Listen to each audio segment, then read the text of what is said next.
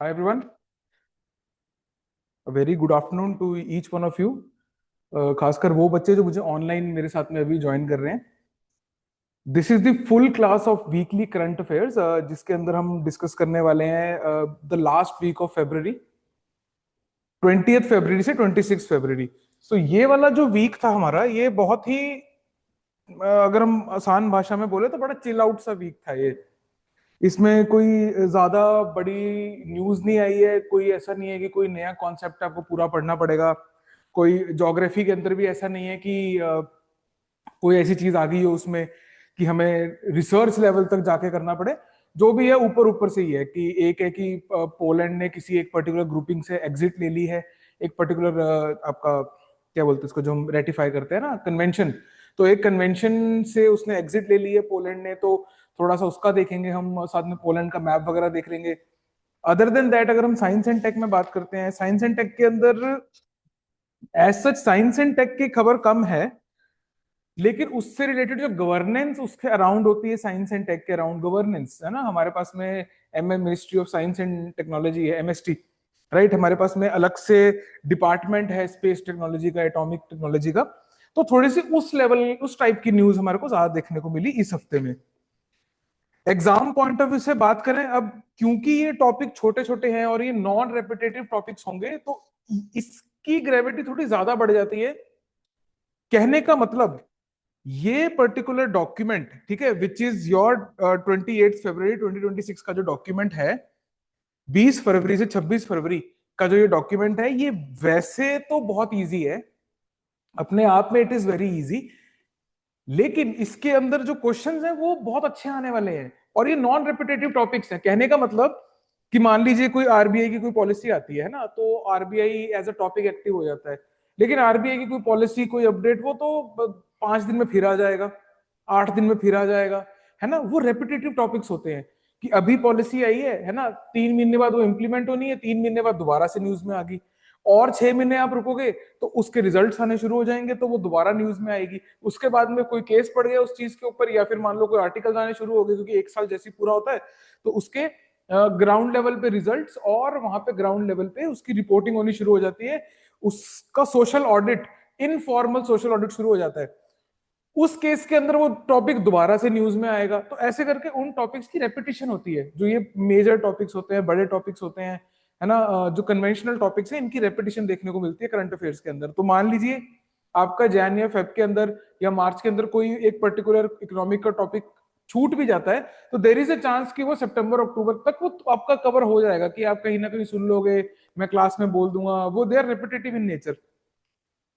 ये वाला जो डॉक्यूमेंट है, इसके topics are non repetitive in nature.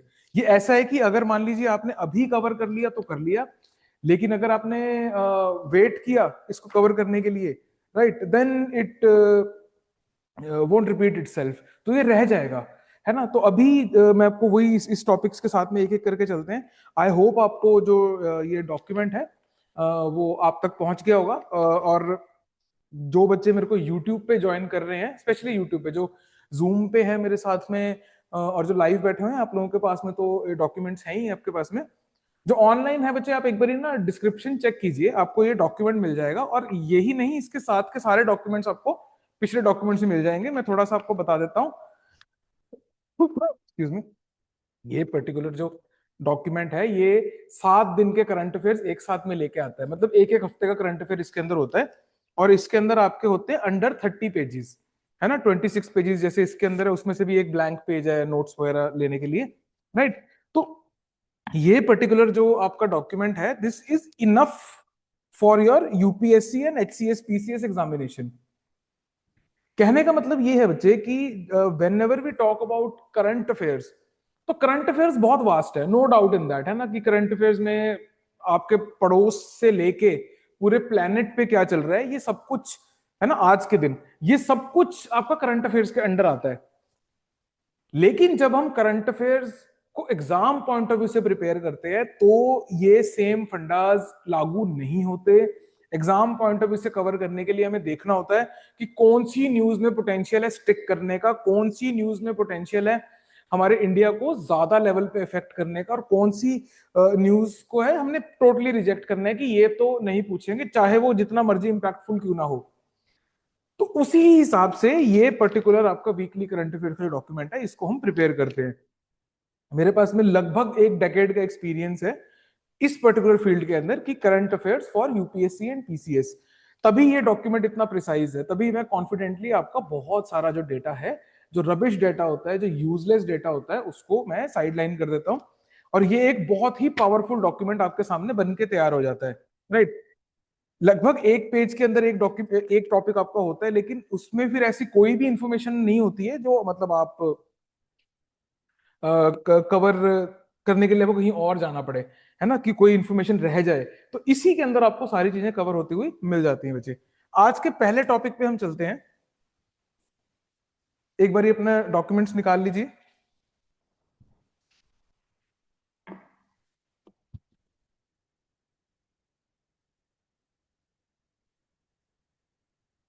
पढ़िए बच्चे, पेज नंबर 1 से शुरू कीजिए एक बार। Now this is the news in science and tech. जैसे मैं आपको पहले बता रहा था कि इस पर्टिकुलर चीज टॉपिक के अंदर क्या सीन है कि ये कहने को तो साइंस एंड टेक का टॉपिक है, सुनना जरा ध्यान से, ये कहने को साइंस एंड टेक का टॉपिक है, पर एक्चुअल में जब आप इसको अंदर से पढ़ोगे तो आपको ये मिलेगा गवर्नेंस का। साइंस एंड टेक में मैंने उसको इसलिए डाला है because it has an exception in it. पढ़िए इसको, this is north eastern SNT cluster, ठीक है, north eastern science and technology cluster project. सबसे पहले तो इसकी मिनिस्ट्री को अंडरलाइन कर लीजिए बच्चे, टॉप पे देखिए।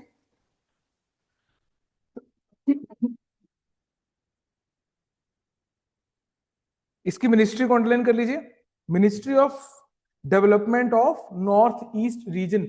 इसी के साथ में इसको मार्क करके एरो डाल के लिख लीजिए आप, not the ministry of science and technology. ये आपको याद रखना जरूरी है, ये एक्सेप्शन है इसमें।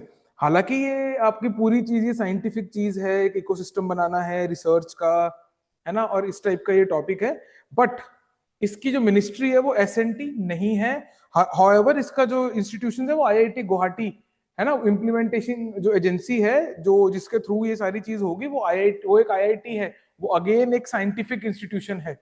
राइट, लेकिन इसकी जो मिनिस्ट्री है दैट इज नॉट एमएसटी, ठीक है, ministry of science and technology नहीं है बच्चे।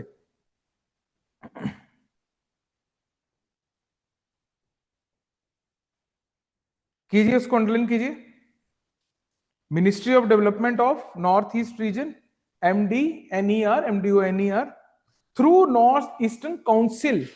ठीक है, तो काउंसिल के थ्रू ये पर्टिकुलर जो आपका ये एंडेवर है वो हो रहा है। ठीक है बच्चे,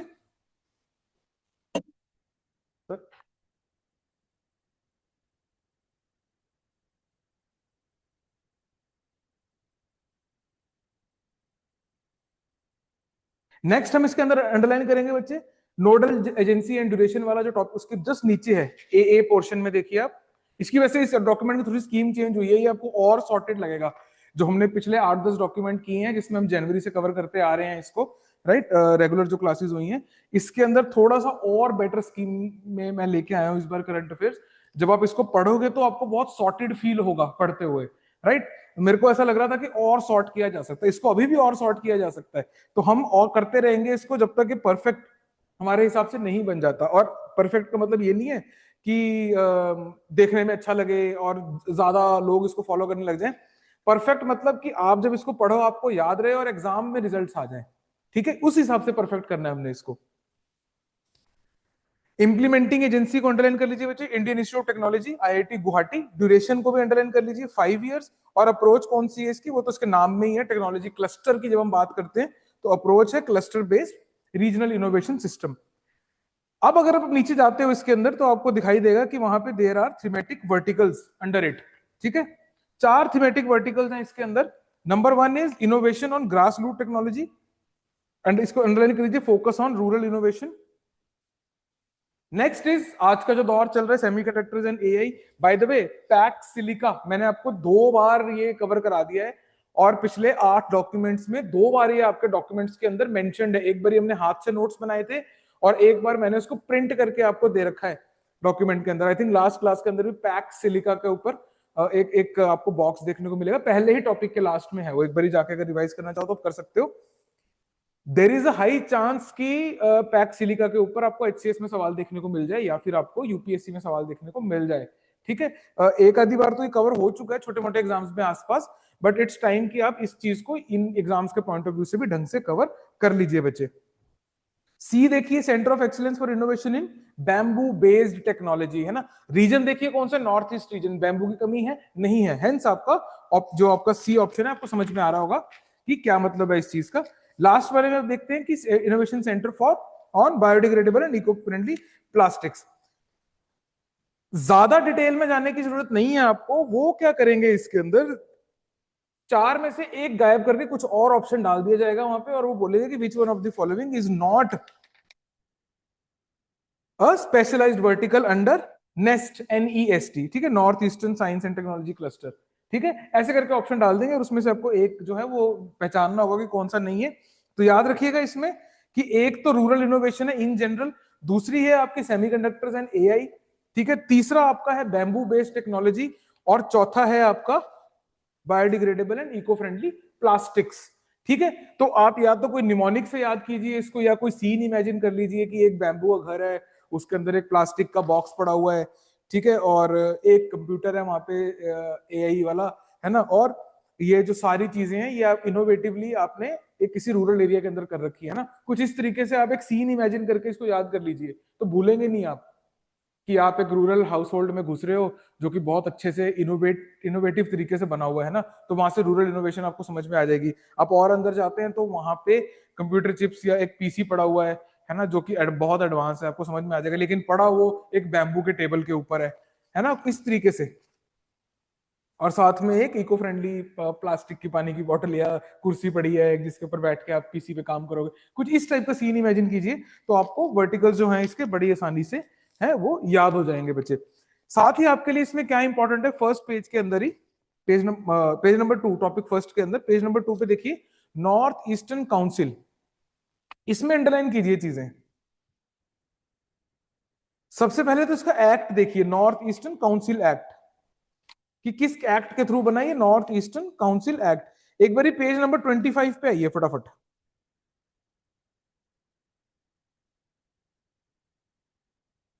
कम टू पेज नंबर 25। अब देखो क्या क्वेश्चन क्या है वो, the north eastern council was established under.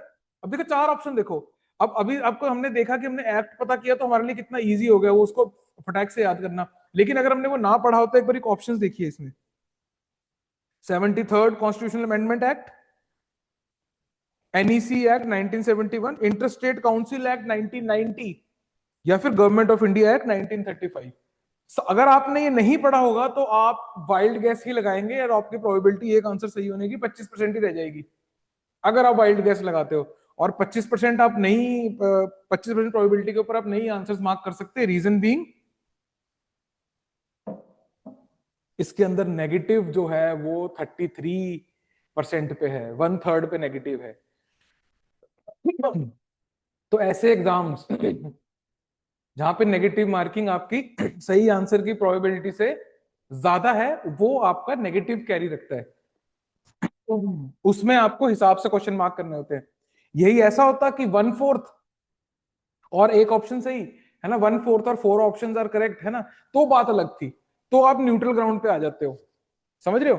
1/4 marks कटेंगे और 3 ऑप्शन है, तो भी आप फिर आप पॉजिटिव ग्राउंड में चले जाते हो, राइट। तो आपने ये देखना है, कोई भी एग्जाम आप दोगे उसमें जो इसकी रेशो होती है कि प्रोबेबिलिटी ऑफ ईच आंसर, है ना, कि अगर मान लीजिए 25% 25% ईच के आंसर है, लेकिन आपकी नेगेटिव मार्किंग कितनी है 33%, तो ये वाले एग्जाम्स आपके लिए एक अनफेवरेबल अटेम्प्ट रखते हैं, है ना। You do not over attempt these exams. On the other hand अगर उल्टा हो जाए कि 1/4 वो है, मार्क्स कटेंगे, और आपका वन 3 ऑप्शन में से एक, यानी कि 33% प्रोबेबिलिटी आपकी सही आंसर मार्क करने की एट रैंडम। तो वहां आप ज्यादा आंसर, फिर आप 100% मार्क करके आओगे, राइट, आपका थोड़ा सा पॉजिटिव में निकल जाएगा। तो क्या बनेगा इसका आंसर पेज नंबर 25 पे? हाँ, ऑप्शन बी करेक्ट। ठीक है बच्चे।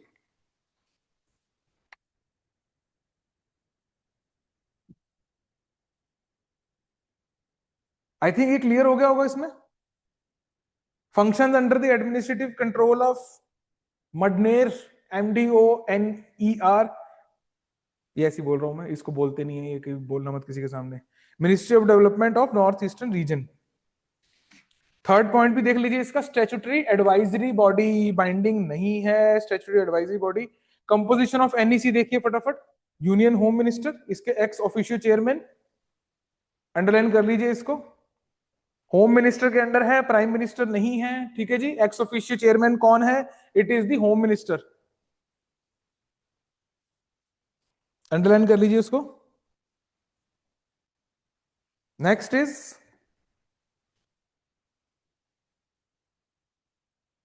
Governors of the 8 member states, north east reason की 8 मेंबर स्टेट्स कौन कौन सी? नॉर्थ ईस्टर्न स्टेट को हम 7 सिस्टर्स नहीं बोलते, 8 मेंबर स्टेट्स कैसे होगी? सोच कर देखो। नॉर्थ ईस्टर्न स्टेट्स को 7 सिस्टर्स बोला जाता है ना, एक हम उसमें से उनका छोटा भाई भूल जाते हैं हमेशा, all the time. North eastern states में 7 सिस्टर्स तो हैं, लेकिन एक छोटा ब्रदर भी है, विच इज योर सिक्किम। हाँ करेक्ट। ये अक्सर अक्सर लोग भूल जाते हैं इसको ना, 7 सिस्टर के नाम से, क्योंकि याद है 8वां वो रह जाता है बेचारा, सिक्किम। तो chief minister of the 8 states, 7 north eastern sisters और आपका सिक्किम, ठीक है बच्चे। Other than that we have 3 members nominated by POI, president of India. इसमें इतना ही है बच्चे ना, इतना ही इसमें टाइम स्पेंड करते हैं हम, आगे चलते हैं। हो सकता है आपकी भी ड्यूटी लग जाए कभी यहाँ पे, है ना, कभी डेपुटेशन पे जाओ आप, कभी किसी चीज के लिए जाओ, once you get selected.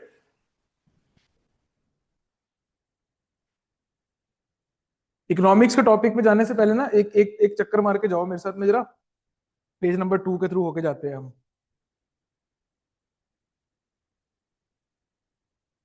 India's HPV vaccination drive, India is set to launch, ये देखिए पढ़िए जरा इसको साथ में, पेज नंबर 2 पे कर रहे हैं हम, topic number 2, HPV vaccine campaign to eliminate cervical cancer. देखो एक चीज तो यहीं से आपको क्लियर हो जानी चाहिए कि HPV वैक्सीन, उसकी फुल फॉर्म अगर अभी हम जैसे लिखी हुई है इसी पेज नंबर 3 पे, पर अगर हमें नहीं भी पता और एग्जाम में आ जाता है कि HPV वैक्सीनेशन ये किस डिजीज के लिए होती है, या किस मतलब अनईजीनेस के लिए ये पर्टिकुलर वैक्सीन जो है वो होती है, किसको प्रिवेंट करने के लिए होती है? It is to eliminate cervical cancer. एक तो यहीं से आ जाएगा, इसके ही वो 3 ऑप्शन और डाल देंगे, HPV वैक्सीनेशन, है ना, जिसको इंडिया भी रिसेंटली शुरू करने वाला है, इसकी vaccination free of cost adolescent girls के लिए। ये किस बीमारी को रोकने के लिए है ना? तो आप वहां पे आप थोड़ा सा दिमाग अगर लगाएंगे तो आपको याद आ जाएगा कि सर्विकल कैंसर के लिए होता है, सर्विक्स के कैंसर के लिए, ठीक है। ध्यान रखना है इसको, सर्वाइकल मत पढ़ना, ये सर्विकल है, ठीक है, रिप्रोडक्टरी ऑर्गन की बात हो रही है यहाँ पे, ठीक है बच्चे, ध्यान रखना है इसमें, कहीं इसको सर्वाइकल पढ़ लो आप, सर्वाइकल और वो भी कैंसर है ना, वो वाली चीज नहीं है बच्चे। टारगेट ग्रुप एंड कवरेज देखिए, girls age 14 years, it is voluntary and free, underline कर लीजिए, कंपल्सरी नहीं है ये, कंपल्सरी नहीं है ये। अगर यूपीएससी में सवाल आया तो वो वॉलेंट्री को क्या कर देंगे? हाँ, कंपल्सरी, वॉलेंट्री को कंपल्सरी कर देंगे वो, बस वहीं पे गेम हो जाएगी। बड़ी बड़ी 4 स्टेटमेंट देंगे और लास्ट में लिखा होगा कि यार इनमें से बता दो कितनी सही है, 1 and 2 ओनली, 3 and 4 ओनली, और आप घूम जाओगे कि कैसे है। उसमें फिर वो वाला ऑप्शन एलिमिनेट हो जाएगा आपका फटाक से, जिसमें इसको कंपल्सरी एंड फ्री लिखा होगा।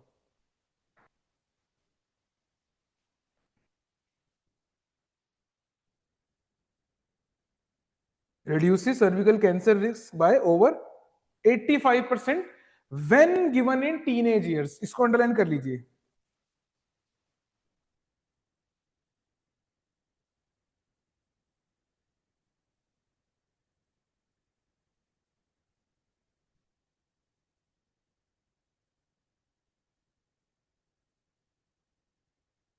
वैक्सीन डिटेल्स में देखिए बच्चे, देखो ये ना एचसीएस के अंदर आ सकता है, यूपीएससी में कम चांसेस हैं कि वो वैक्सीन के एग्जैक्टली नाम टाइप पूछ ले। पर मेरा पर्सनल एक्सपीरियंस ऐसा रहा है कि एचसीएस वाले इस टाइप की बातें पूछ लेते हैं, और मोस्टली बच्चों ने पढ़ रखी होती हैं, उन बच्चों ने जिन्होंने कोचिंग नहीं ले रखी। समझिए मैं क्या बोल रहा हूँ, जो बच्चे गांव में बैठे हैं कहीं पे इधर उधर तैयारी कर रहे हैं, जिनकी आप बाद में सक्सेस स्टोरी सुनोगे कि कैसे वो दिन में पेंचर लगाता था, रात को है ना वो पढ़ते थे, और उसके बाद में वो निकल जाते हैं कि बन गया, और ये सब होता है, उनसे भी कंपटीशन है आपका। ध्यान रखिएगा, जो प्रिविलेज्ड बच्चे हैं जो मेरे को देख रहे हैं अभी, आपका अंडर प्रिविलेज्ड बच्चों से भी कंपटीशन है, क्योंकि मेहनत में बहुत आगे हैं वो हम लोगों से। जो प्रिविलेज्ड हैं उनसे हम लोग थोड़ा सा कतराते हैं मेहनत करने से, जिनके पास में रिसोर्सेज की कमी है वो मेहनत से नहीं कतराते हैं। तो आपका कंपटीशन, खासकर कंपिटेटिव एग्जाम के अंदर, एचसीएस वगैरह के अंदर, आपका कंपटीशन वो सारी जनता से है। उन लोगों के पास में जो रिसोर्सेज होते हैं, they might not be this refined, पर वो फिर पढ़ते बड़े ध्यान से हैं कि लोकल कोई मैगजीन उठा ली बाहर से, है ना, कहीं से कुछ मिल गया, कोई रसाले मिल गए, कोई कुछ टाइप की कोई चीज मिल गई। मैं बहुत प्रैक्टिकल बात बता रहा हूँ आपको। ऐसे नहीं उनके स्कोर ज्यादा आते हैं, दे रीड ऐसे छोटी छोटी छोटी छोटी छोटी मोटी चीजें बहुत सारी, तो उनको इसकी वैक्सीन का नाम याद हो जाएगा। ठीक है, जो आपका कंपटीशन बनेंगे, तो आप ध्यान रखना जरा इसका। तो इसमें क्या है कि ये गार्डेसिल, इसको आप अंडरलाइन कर लीजिए पेज नंबर 2 पे। प्रोटेक्शन अगेंस्ट एचपीवी 16-18, ये ना इसके टाइप्स होते हैं, एचपीवी 16, एचपीवी 18, एचपीवी 6, 11, ये इनके कॉरेस्पॉन्डिंग प्रोटीन से ये नंबर आता है, पर आपको ये एज इट इज याद रखने हैं। अब इसमें क्या है, एचपीवी 16 एंड 18 आपके कैंसर कॉजिंग है, ये अंडरलाइन कर लीजिए, ये सवाल आपका आ सकता है कि which one of the following HPVs are cancer causing. Virus है HPV, human papilloma virus, page number 3 पे जो बी है, बड़ा बड़ा बी से लिखा हुआ है, जो बी कॉलम है उसमें देखिए, ह्यूमन पेपिलोमा वायरस।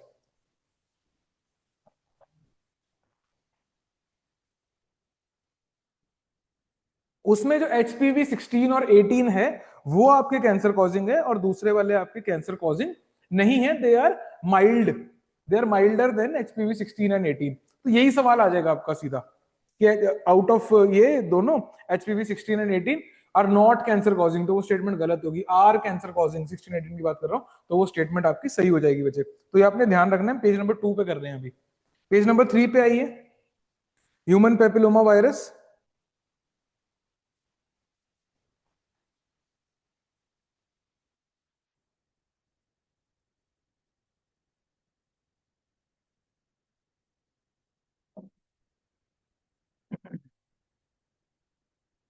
देखो इसमें भी ना, अगर मैं आपको पूरी चीज समझाने जाऊं तो envelope, non envelope, DNA, RNA, ये सब चीजें क्या होती हैं, ये फिर अगेन ये आपका स्टैटिक का पार्ट बन जाता है ना, वो यहाँ पे ओवरस्टेप हो जाएगा। अभी के लिए आपने क्या याद रखना है, दैट इज कि एचपीवी आपका नॉन एनवेलप डीएनए वायरस है। ठीक है, इसको स्टार मार्क कर लीजिए।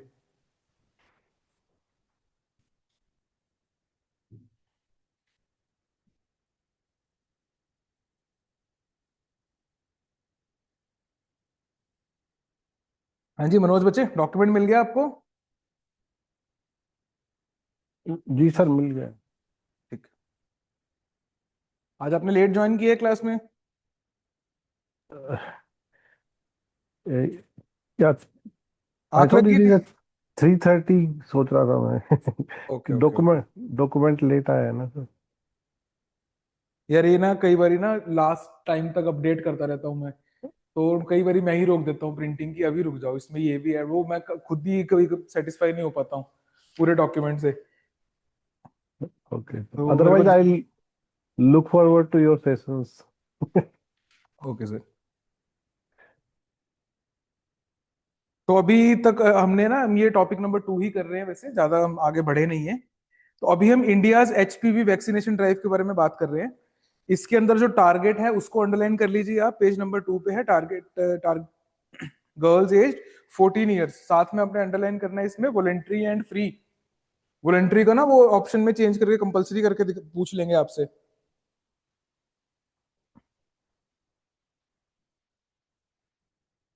साइड पे एक नोट डालिए।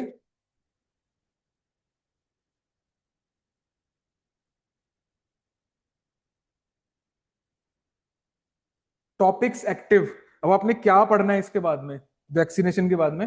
हालांकि मैं भी आपको पूरी लिस्ट दे सकता हूँ वैक्सीनेशन की, कि यूआईपी के अंदर क्या है, कौन सा साल में लॉन्च हुआ है ना, मिशन इंद्रधनुष कब लॉन्च हुआ, 2.0 3.0, ये सारी चीजें हम कर सकते हैं। But they are highly static in nature. और दूसरा ये है कि मैं ये चाहता हूं कि आप ये खुद से पढ़े एक बार, तो याद बेटर हो जाएगा। तो आप उसको उसको ना मतलब टेक्स्ट वाइज पढ़ना, कि क्यों हमने वैक्सीनेशन शुरू करी, कब ये किया, लंबा सा टेक्स्ट पढ़ना इसके ऊपर, और फिर लास्ट में नोट्स बनाना। ये जरूरी है, क्योंकि ये क्वेश्चन ना आने वाले सालों में आते रहेंगे, आते ही रहेंगे आपके सामने बार बार बार बार। पुराने है ना, 1985 से यूआईपी चल रहा है, यूनिवर्सल इम्यूनाइजेशन प्रोग्राम। नोट डालिए साइड पे, टॉपिक्स एक्टिव। पहले तो यही कर लीजिए, universal immunisation programme.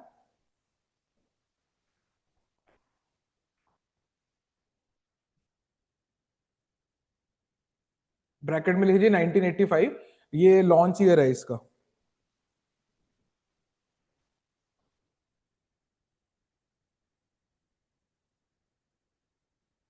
Second is mission इंद्रधनुष।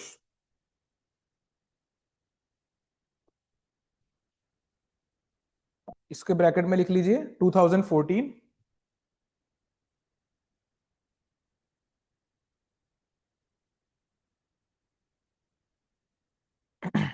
और इसी के साथ में एरो डाल के लिख लीजिए and it's upgrades.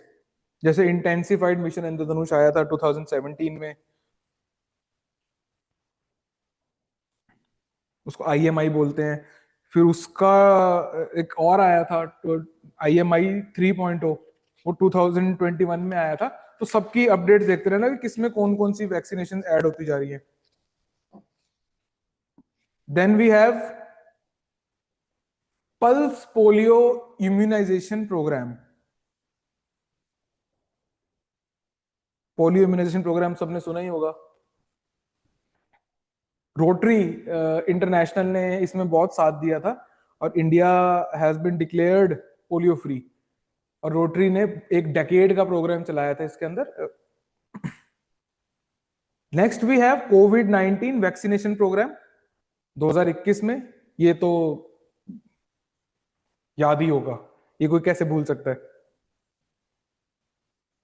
Bye the way, covid 19 vaccination programme के अंदर एग्जैक्टली exactly कौन से वायरस को कर्व करने के लिए हमने वैक्सीनेशन दी थी? Any idea? कोविड की फुल फॉर्म जैसे कोरोना वायरस डिजीज है, ठीक है। अब कोरोना वायरस बहुत टाइप के हैं, there are many types of corona viruses, right. जो कोविड 19 हुआ था, कोविड 19 के अंदर कौन सा वायरस था एग्जैक्टली exactly? नहीं पता तो लिख लीजिए साथ में, सार्स कोव 2, SARS कैपिटल्स में। मैं यहां लिख रहा हूं, पेज ऐड कर ले,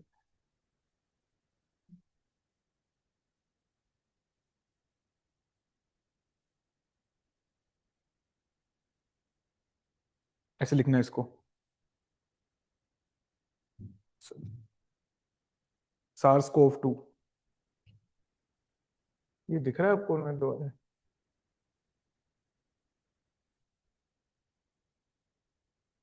this is the virus name जो कोविड 19 में हम जिसके लिए हमने इम्यूनाइजेशन प्रोग्राम शुरू करी थी, ये वाला वो वायरस था। ये I think HCS last to last year ये पूछ चुका है, ये यही यही क्वेश्चन एग्जैक्टली, कि कोरोना वायरस में वायरस कौन सा था। पता नहीं HCS ने पूछा था या किसी और ग्रुप एग्जामिनेशन ने पूछा था, है ना। दैट मीन्स कि ये इस टाइप के सवाल पूछे जाते हैं क्योंकि नहीं आते हैं नजर में। और 2026 के अंदर कौन सा आया हमारा HPV वैक्सीनेशन कैंपेन, जिसके बारे में अभी पढ़ रहे हैं।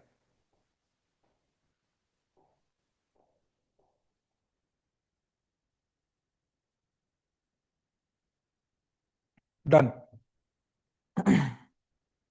एक लास्ट में इसमें वो वाली चीजें अंडरलाइन कर लीजिए, WHO का जो टारगेट है HPV को एलिमिनेट करने के लिए, टारगेट्स बाय 2030, ये भी याद रखना है 2030 तक का टारगेट्स है। 90% ऑफ गर्ल्स फुली वैक्सीनेटेड, 90 70 90 का टारगेट है। 70% of women screen by the ages 35 and 45.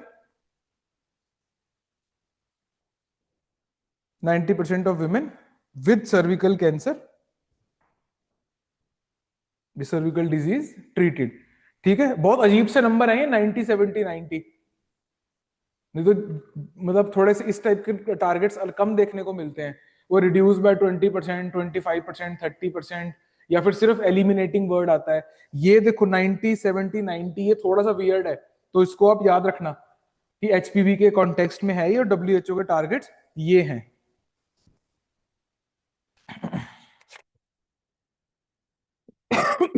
आ जाओ जी, नेक्स्ट टॉपिक। आज की क्लास बहुत शॉर्ट रहने वाली है, पर ये वैसे वाले टॉपिक्स हैं जो दोबारा मुड़ के कभी वापस नहीं आएंगे आपके सामने। तो इसलिए ये पर्टिकुलर जो आपका डॉक्यूमेंट है, it is one of the easiest documents जो आप मतलब अभी और आने वाले टाइम में भी करेंगे, उसमें से सबसे इजीएस्ट डॉक्यूमेंट में से ये आएगा, and one of the most crucial important for your examination, क्योंकि इसके जो टॉपिक्स हैं वो नॉन रेपिटेटिव इन नेचर हैं। मैं स्टार्टिंग में भी बता रहा था, इसके जो टॉपिक्स हैं they are non repetitive in nature. कहने का मतलब ये है, ये अगर अभी पढ़ लिए तो पढ़ लिए आपने, इसकी आरबीआई, सुप्रीम कोर्ट और बाकी पॉलिसीज, फ्री ट्रेड एग्रीमेंट्स की तरह नहीं है ये। वो वाले टॉपिक्स फिर रिपीट होते हैं, जैसे जीसीसी वाला हमने किया था, गल्फ कोऑपरेशन काउंसिल, हमने तो वो बिग किंग्स वाला भी, सिल्वर अम्ब्रेलाज वाला हमने एक निमोनिक भी किया था गल्फ जीसीसी के मेंबर्स को याद करने के लिए। वो फिर आ गया इस हफ्ते, है ना। हम लास्ट वीक करके हटे हैं, वो इस हफ्ते फिर वो जोर शोर पे है। वो आप देखोगे वो अप्रैल में दोबारा उठेगा, है ना, वो मई में दोबारा उठेगा। तो ये वाले टॉपिक्स बार बार उठते हैं, है ना। इकोनॉमिक्स के टॉपिक्स भी बार बार उठते हैं। आज वाले जो हमारे टॉपिक्स हैं ये बार बार नहीं आएंगे। एचपीवी वैक्सीनेशन ड्राइव एक बार ही आ गया ये, अब जब तक इसको इम्प्लीमेंट होएगा, कोई रिजल्ट आना शुरू होएगा, कोई बीच बीच में जैसे वैक्सीनेशन में रिएक्शंस करती हैं, कोई मिस हैपनिंग, मतलब गॉड फॉरबिड ना हो, लेकिन अगर होती है तो ये दोबारा न्यूज में आएगा। ऐसे करके ये अगर इसकी रेपुटेशन होती है तो होगी, अदरवाइज इसकी रेपुटेशन नहीं है। और फिर हम एग्जाम में बैठे सोचते रहते हैं वहां पे कि यार ये आ कहां से गया, है ना। होता हमारे आसपास ही है, हमने ओवरलुक कर दिया होता है, बाकी टॉपिक्स ओवरवेलम कर देते हैं। जीसीसी, यूएन हो गया, नेटो हो गया, है ना, और एग्रीमेंट्स, ट्रेड एग्रीमेंट्स वगैरह, वो भी रिपीटेटिव होते हैं बहुत ज्यादा। सुप्रीम कोर्ट की जजमेंट्स होती हैं, है ना, उसके ऊपर भी आर्टिकल्स आते रहते हैं बार बार बार बार बार बार। आरबीआई की पॉलिसीज आती हैं, अब पॉलिसी आएगी 15 दिन बाद, वो उसका कोई अपडेट निकाल देंगे, उसके 1-2 महीने बाद उसके रिजल्ट आने शुरू हो जाएंगे, फिर पब्लिक स्क्रूटनी शुरू हो जाएगी, तो वो रहती है न्यूज में वो चीज। एनवायरमेंट एंड इकोलॉजी में आ जाइए, पेज नंबर 4 पे कर रहे हैं हम। Green ammonia. अगर आपको ग्रीन हाइड्रोजन वाला टॉपिक याद है जो हमने किया था, आई थिंक 7 फेब की क्लास में किया था हमने, 7 फेब 2026, इसी महीने। वो आपके वो वैलेंटाइन वीक की शुरुआत हुई थी, उस समय वो पहले दिन पे हमने कोई वो जोक से भी शुरू की थी आई थिंक क्लास वो, तो उससे शायद आपको याद रहे। तो ग्रीन हाइड्रोजन के अंदर हमने ना बहुत सारे कलर किए थे, कि ग्रीन हाइड्रोजन ये होती है, ग्रे ये होती है, ब्लू ये होती है, पिंक हाइड्रोजन, टर्कोइस, है ना, येलो। हमने बहुत सारे कलर्स करे थे उसके हाइड्रोजन के। सेम ही आपका इसके अंदर अमोनिया के अंदर जो है, एज इट इज वो सारी चीजें लग जाएंगी। रीजन बीइंग, पेज नंबर 5 पे आइए, उसमें मैंने ना आपको एक अलग से कॉलम बना के दिया है, उसमें की कॉन्सेप्ट लिखा हुआ है। की कॉन्सेप्ट ये है कि ammonia colour depends on the hydrogen used in its production. Ammonia का फॉर्मूला होता है NH3,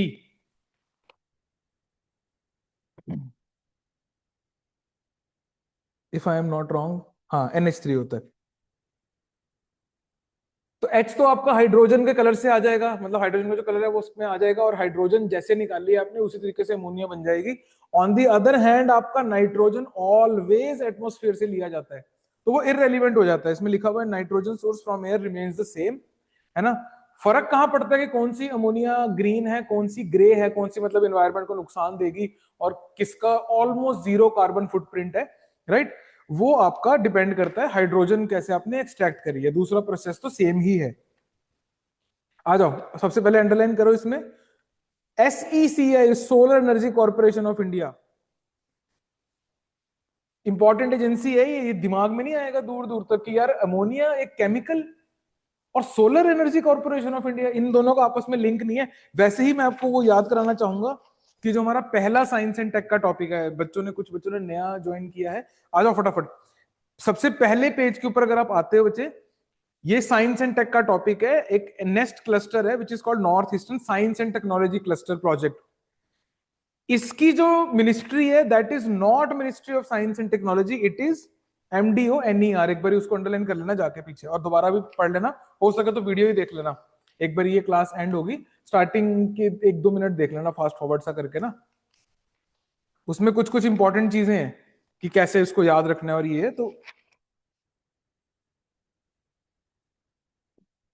उसी तरीके से आपका जो ये एनवायरनमेंट का टॉपिक है, ग्रीन अमोनिया, इसमें solar energy corporation of India, ये मैं आपको बता रहा हूं, ये आपका दिमाग घुमाएगा वहां पे एग्जाम के अंदर, है ना। ये नहीं आएगा दिमाग में कि यार केमिकल जैसी चीज solar energy corporation of India के थ्रू उसके अंडर ये आ रही है, ठीक है। इसलिए हेंस उसको अंडरलाइन कर लीजिए। व्हाट इज ग्रीन अमोनिया में आइए, प्रोड्यूस्ड यूजिंग 100% रिन्यूएबल एनर्जी। ये तो आपको समझ में आ ही होगा कि किसी भी चीज के आगे ऐसे ग्रीन वर्ड लगता है तो it is generally related to कि इसका कार्बन फुटप्रिंट कम से कम हो, है ना। और वो कैसे होगा, अगर आप एनर्जी जो है वो रिन्यूएबल ले रहे हैं। अगर आपने बिजली भी यूज करी है तो that should also be coming from a renewable source. ऐसा नहीं है कि आप कह रहे हो कि हमने तो बिजली यूज करी है, लेकिन आपकी बिजली आ रही है वो कोल पावर प्लांट से, वहां पे भर भर के एमिशन हो रही हैं, आपने लेकिन बोला कि नहीं नहीं जी मेरी अमोनिया तो क्लीन है।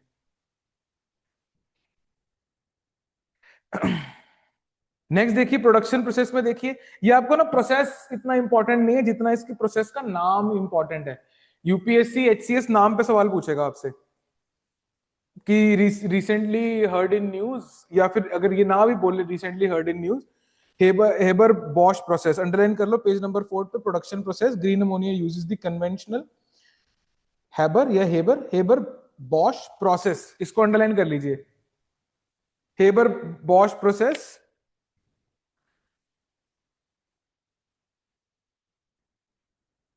Is a process used for the production of, है ना। ऐसे करके वो क्वेश्चन आपका उसमें बनेगा। वो उसमें एक ऑप्शन होगा आपका अमोनिया, है ना, और बाकी 3 ऐसी रैंडम कुछ भी हो सकते हैं, है ना, कि ये प्रोसेस किस लिए बनता है, कि ये सिलिका एक्सट्रैक्शन का प्रोसेस, कुछ भी ऑप्शन ऑप्शन आ जाएगा उसके अंदर, कि सीमेंट फैक्ट्री के अंदर एक पर्टिकुलर प्रोसेस है, राइट, इस टाइप का।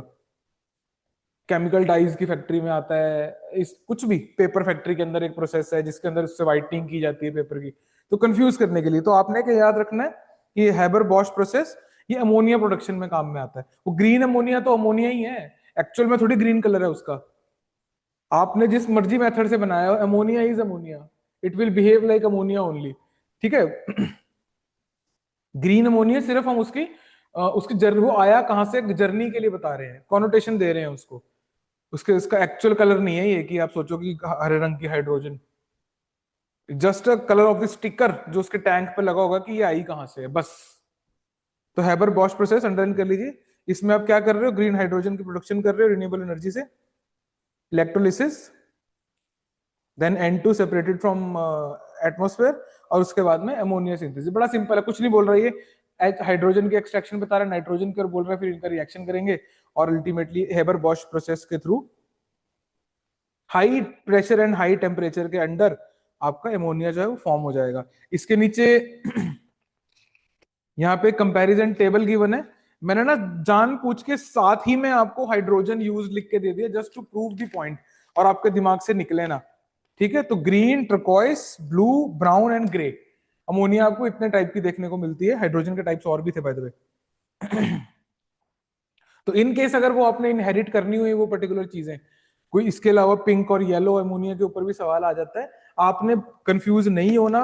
और वो जो हमने हाइड्रोजन वाली 7 फरवरी को वो जो किया था टेबल पूरा कलरफुल जो टेबल था, ईच एंड एवरीथिंग हम उसमें देखी थी, प्रोसेसेस भी देखे थे सारे, वो आपने उस अपनी नॉलेज इधर उधर यूज कर लेनी है।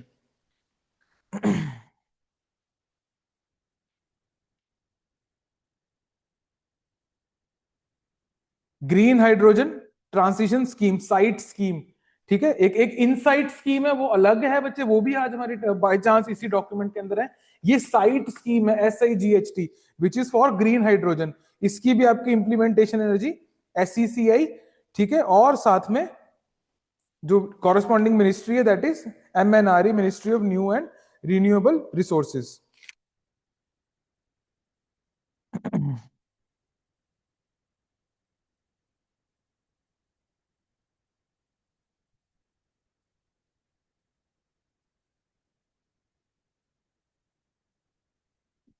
एक बारी ना तो फटाफट से हम चलते हैं पॉलिटी वाले टॉपिक्स पे जरा।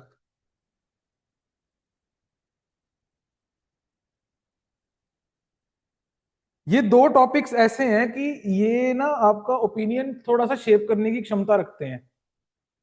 प्लस मेरा जो इन दो टॉपिक्स के अंदर एक हेट स्पीच और हेट क्राइम, ये वाले टॉपिक, और फ्रीबीज कल्चर। फ्रीबीज आपको पता ही होगा, नेता वगैरह बांट देते हैं इलेक्शन से पहले। पता नहीं फ्रीबीज इलेक्शन से पहले कैसे पहुंच जाते हैं, ये भी समझ में नहीं आता है ना। तो ये दो पर्टिकुलर टॉपिक्स हैं, ये आपका ओपिनियन तो शेप करेंगे ही करेंगे। मेरा जो मकसद है वो ये है कि आप अपने ओपिनियन को बोलना भी सीखें। जैसे मैंने आपको पहले बताया, आप उसी सरकार की धज्जियां नहीं उड़ा सकते जिसके पास आप नौकरी के लिए अप्लाई कर रहे हो। करना भी नहीं चाहिए। ठीक है, आप अगर आपको इतना ही लगता है कि सरकार इतनी खराब है तो we should change it through, मतलब अलग मेथड से। अगर उसी को आपने अप्लाई करना है, चाहे वो भी मेथड क्यों ना हो आपका कि मैं सिस्टम के अंदर जाके सिस्टम को चेंज करूंगा, देन ऑल्सो आपको सिस्टम में घुसने के लिए थोड़ा सा दिमाग लगा के करना पड़ेगा। ठीक है, तो बात करनी वही है जो आप सोच रहे हो, लेकिन करनी कैसे है हम अपने वर्ड्स को देखेंगे इसमें। आ जाओ।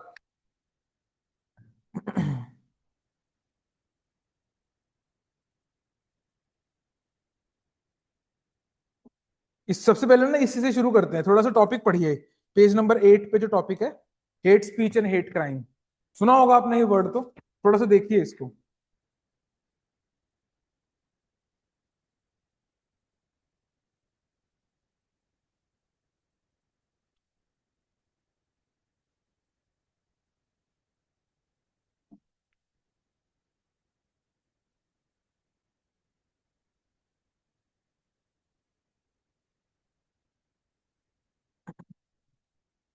बच्चे आप अगर ऑनलाइन मेरे से कोई सवाल पूछना चाहो तो मेरे को आप ना बोल के पूछ सकते हो। वो बच्चे जो जूम पे हैं, जो बच्चे यूट्यूब पे हैं, आपके मैं कमेंट्स देख लूंगा। आई थिंक यहाँ पे कोई मैसेज आ तो रहा है, but I am not able to see the messages right now. कोई बात नहीं, वो हम इशू रिजॉल्व कर लेंगे। अभी जो जूम वाले बच्चे हैं, आप लोग तो हमारे स्टूडेंट्स ही हैं, राइट? तो आपके पास में लिबर्टी है, आप माइक ऑन करके पूछ लेना जो भी आपने पूछना हुआ या बोलना हुआ।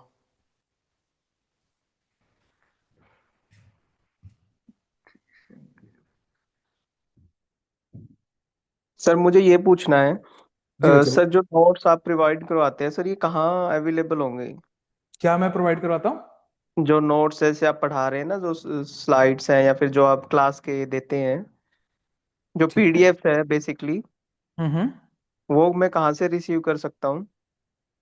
बच्चे आपका व्हाट्सएप ग्रुप वगैरह बना होगा कोई, जो जो पीछे वाली है सर, एक्चुअली मैं न्यू ऐड हुआ हूँ, मेरे को आज की टाइमिंग नहीं पता था, otherwise I was suppose to come there. Okay okay okay. पीछे वाले आपको ना वहीं आप जिस नंबर जो एडमिन होगा ना उस ग्रुप का, उनको मैसेज कर देना। आपका नाम कमल है ना? कमल, मैं उनको बता दूंगा कि आपको पुराने नोट्स प्रोवाइड कर दिए जाएं। ये वाले ना हम पब्लिक डोमेन में नहीं रखते हैं ये वाले नोट्स की। ऐसा नहीं है कि देयर इज अ प्लेटफॉर्म आप जाके उसको वहां से डाउनलोड कर सकते हो। कभी कभी डाल देते हैं, सारे नहीं होते हैं वहां पे। तो आपको तो एज अ आपका कोर्स मटेरियल ही इसको प्रोवाइड कर दिया जाएगा। अभी के लिए आप जो हम अभी क्लास में कर रहे हैं, अभी ये वाला डॉक्यूमेंट तो आ गया होगा आपके पास, है ना? ये आज सर वाला तो, ये वाला आ गया है, ये वाला आ बस गया है ठीक सर। है। बस दूसरे वाला थैंक यू आप सर। जी। मिल जाएंगे आपको। दूसरे वाला छोड़ दीजिए, मेरे पे छोड़ दीजिए। एक बार आप एडमिन को मैसेज करके रख दो कि मेरे को पुराने सारे डॉक्यूमेंट्स चाहिए, उनके पास में आपको सॉफ्ट कॉपी पहुंच जाएगी। ओके सर, थैंक यू एक सो बारी मच। एक बारी मैं भी बोल दूंगा उनको। आपका आपका कौन सा अटेम्प्ट है, कब अटेम्प्ट कर रहे हो आप एग्जाम, और कौन सर से मैं वाला? फर्स्ट टाइम ही जा रहा हूँ सर, मैं एचसीएस के लिए जा रहा हूँ। ठीक है, और आपकी एजुकेशन क्वालिफिकेशन वगैरह भी बता दीजिए मेरे को थोड़ी सी। सर मैं ग्रेजुएट हूँ और अभी करंटली हरियाणा में ही एम्प्लॉई हूँ। हरियाणा में, ठीक है सर। क्या क्या करते हो आप, मतलब क्या कहाँ पे एम्प्लॉयड हो, थोड़ा सा बता दीजिए। सर एक्चुअली मैं डिस्क्लोज तो नहीं करना चाहता, आई एम वेरी सॉरी। रहने दीजिए, कोई बात नहीं, है टोटली अंडरस्टैंड बच्चे। यार मैं क्योंकि आप मेरे ऑफिस से भी और बाहर भी आपके काफी फॉलोवर्स हैं यूपीएससी अखाड़ा के। तो हाँ कोई बात नहीं, कोई बात नहीं, कोई बात नहीं, कोई बात नहीं, आई थैंक टोटली यू, या मैं अंडरस्टैंड। पर्सनली आपको बता दूंगा। Thank you. नहीं नहीं, अरे मेरा वो मकसद नहीं है जानने का, मेरा मकसद है ताकि मेरे को ना अपने स्टूडेंट्स का थोड़ा पता लग जाए कि मेरे को किस एंगल से उनको बात समझानी है। बस ओके सर। उतना ही मेरे को जानना होता है, बाकी थोड़ा सा एज का पता लग जाए तो उसमें मेरे को उनकी मजबूरी पता लगती है। मतलब ये तो मैं अंदर की बात आपको बता रहा हूँ। स्टूडेंट्स को यस सर। बिल्कुल ही जो कॉलेज में है उनको पढ़ाना और जो जॉब में है उनको पढ़ाना थोड़ा सा अंतर होता है। तो अगर आपने कोई गवर्नमेंट एग्जाम क्रैक कर रखा है तो यू आपको आई डोंट थिंक कि कोई मुझे मोटिवेट करने की जरूरत पड़ेगी। Yes sir. हाँ, बस उतना ही है, इट्स इनफ। थैंक आ जाओ जी। हेट क्राइम और हेट स्पीच के बारे में अगर हम बात करें, इसमें इस टॉपिक के अंदर मेरे को पर्सनली पोटेंशियल दिखा इसके अराउंड मेंस में क्वेश्चन आने का, आइदर इन एचसीएस और इन यूपीएससी, दोनों में सिमिलर सा बनेगा। और तो और ये एथिक्स पॉइंट ऑफ व्यू से इसका जो है, एथिक्स के पेपर के अंदर सीधा सीधा पॉलिटिक्स का एक सवाल डाला जा सकता है और वो ये होगा अगर वो आया तो, है ना। तो एक बार हम हेट स्पीच और हेट क्राइम को बिना हेट के देख लेते हैं, न्यूट्रल होकर देख लेते हैं कि यार ये क्या चीजें होती है, इसकी क्या डेफिनेशन है, और फिर एक आधी चीज मैं आपसे पूछूंगा कि यार चैलेंज क्या है, वो हम देख लेते हैं। आ जाओ, इसको अंडरलाइन करो साथ साथ में। क्यों हम इस टॉपिक को पढ़ रहे हैं कि सुप्रीम कोर्ट ने ना अब काफी बार बोल दिया हेट स्पीच और हेट क्राइम के ऊपर कि यार आप ना सही से आइडेंटिफाई नहीं कर रहे हो, इस सारी चीज को सही से डील नहीं कर रहे हो, गवर्नमेंट को बोल रहा है। अब सुप्रीम कोर्ट अगर बार बार बोल रहा है ना, तो इसमें गवर्नमेंट की मेलाफाइड इंटेंशंस थोड़ी बहुत ना हाईलाइट होके आती हैं। क्योंकि ऐसा नहीं है गवर्नमेंट के पास में मशीनरी नहीं है चीजों को ठीक करने की, है ना। It is just the matter of will कि क्या वो करना चाह रही है या नहीं करना चाह रही है ना। और गवर्नमेंट आपको पता है वो डेमोक्रेसी से आती है, डेमोक्रेसी का एक पार्ट है पॉलिटिक्स, पॉलिटिक्स का एक पार्ट है डिसेप्शन, है ना। तो मतलब ऐसे छोटा छोटा छोटा छोटा पार्ट जब आप इसको होल पिक्चर में देखते हो तो आप देखते हो कि यार इसका ये फंक्शनल भी है। हेट स्पीच अगर नहीं होगी तो एक पर्टिकुलर ग्रुप का नुकसान हो जाएगा, और एज अ सोसाइटी जब आप देखते हो, एज अ विक्टिम जब आप सोचते हो उस चीज को, तो आप दूसरी तरफ खड़े हो जाते हो जाके। अभी हम लोगों ने कहाँ खड़े होना है इसमें, ना हमने सरहद के इस पार खड़े होना है ना उस पार खड़े होना है, हमने ऊपर खड़े होना है ना। इसको अनहद बोलते हैं। तो आपने अनहद पे खड़े होकर अब हम सारे टॉपिक को ऊपर से देखते हैं कि क्या चीज होती है। आ जाओ, हेट स्पीच में देखिए, लॉ कमीशन ने इसको डिफाइन करने की कोशिश करी है। Refers to speech that incites hatred, underline कर लो इसको। हेट स्पीच में सिर्फ हेट्रेड नहीं है, डिस्क्रिमिनेशन भी आती है उसमें। Discrimination, violence against groups based on, बाकी सब आपको पता ही है, रिलीजन, कास्ट।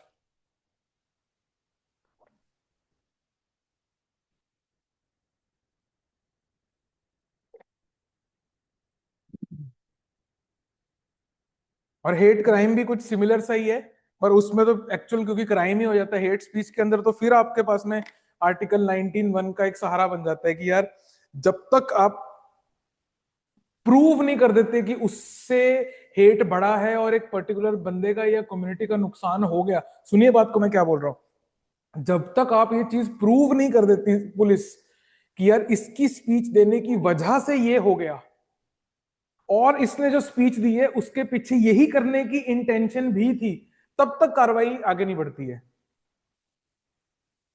समझो मैं क्या बोल रहा हूं, इंटेंशन भी प्रूव करनी पड़ेगी। इंटेंशन है नहीं है मैं ये नहीं बोल रहा, इंटेंशन प्रूव करनी पड़ेगी। आपको मेरे को क्लियर पता लग गया कि इसकी हेट फैलाने की इंटेंशन है, अदरवाइज वो ये बंदा ऐसी वाली बात करता ही ना।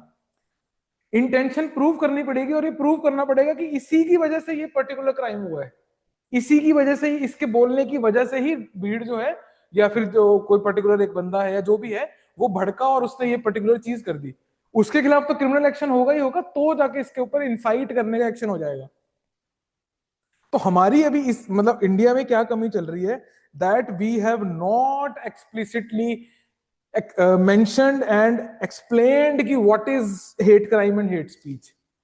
ये इनडायरेक्टली चलता आ रहा है ना। तो एक एक टर्म आप लिख लीजिए जरा साइड पे,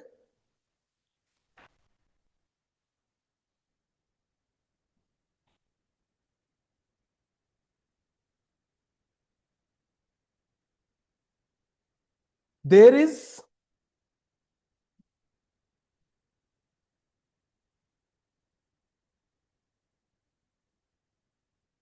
N ambiguity, AMBIGUITY,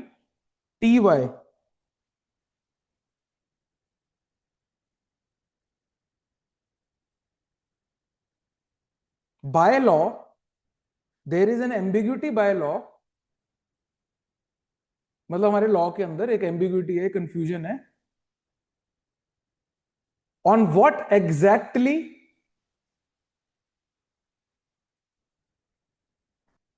is a hate crime slash speech.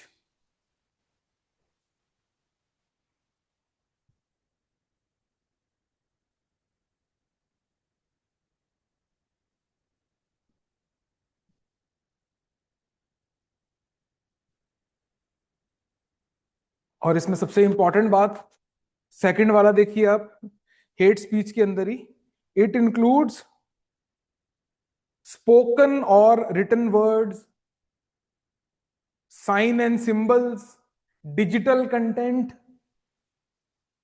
And expressions, ये सब कुछ है इसमें, प्रोवोकिंग फियर, वायलेंस और डिस्क्रिमिनेशन। तो जब हम हेट स्पीच की बात करते हैं तो स्पीच नॉट ओनली मींस जो मुंह से बोल के, जब तक आपने हवा के मॉलिक्यूल्स को नहीं हिला दिया वो ही नहीं, gestures also, body language also, anything, आप वर्बल नॉन वर्बल सब कुछ, अगर वो ये आपका, जो मैंने आपको स्टार्टिंग में दो चीजें बताई कि इसकी बोलने की वजह से ये क्राइम हुआ और इसकी इंटेंशन थी ये क्राइम करने की, इंटेंशन और वो सब प्रूव होता है ना, तो ये आपका सारा हेट स्पीच के अंडर ये कैटेगरी जो है वो फॉल करती है। स्पोकन और written words, signs and symbols, digital content, online also, कि ऑनलाइन लिख दिया वो भी। इसके अलावा नीचे मैंने आपको जजमेंट्स दी हैं इसके अराउंड, ये आपके मेंस के अंदर काम आ सकती हैं, प्री के अंदर भी इसके सवाल आ सकते हैं। अभी मुझे ऐसा लगता है कि आप मोटा मोटा टॉपिक समझ गए हो कि एग्जैक्टली हेट स्पीच और हेट क्राइम को कहीं पे भी लिखा नहीं हुआ। बीएनएस, भारतीय न्याय संहिता, है ना, जो आपका पहला सीआरपीसी वगैरह था, उसके अंदर भी ये चीजें अलग से मेंशन नहीं है। उसके अंदर बाकी क्राइम्स हैं, है ना, कि इस दो ग्रुप्स के बीच में एनिमिटी बढ़वा दी तो एक अलग से चार्ज है उसका, लेकिन हेट स्पीच के कार कैसे तरीके से बढ़ाई है, हेट स्पीच के बारे में कुछ नहीं लिखा हुआ। क्राइम वही है, ठीक है, जो हुआ है एक्चुअल में, जो उसके अलग धाराएं लगेंगी कि अटेम्प्ट टू मर्डर लग गया, ऐसे लग गया, वैसे लग गया, ये सब चीजें लग गई उसके ऊपर, धाराएं वही लगेंगी, हेट स्पीच का कुछ नहीं है इसके अंदर। तो अब मुझे ये बताओ, what are the challenges in curbing hate speech and hate crime?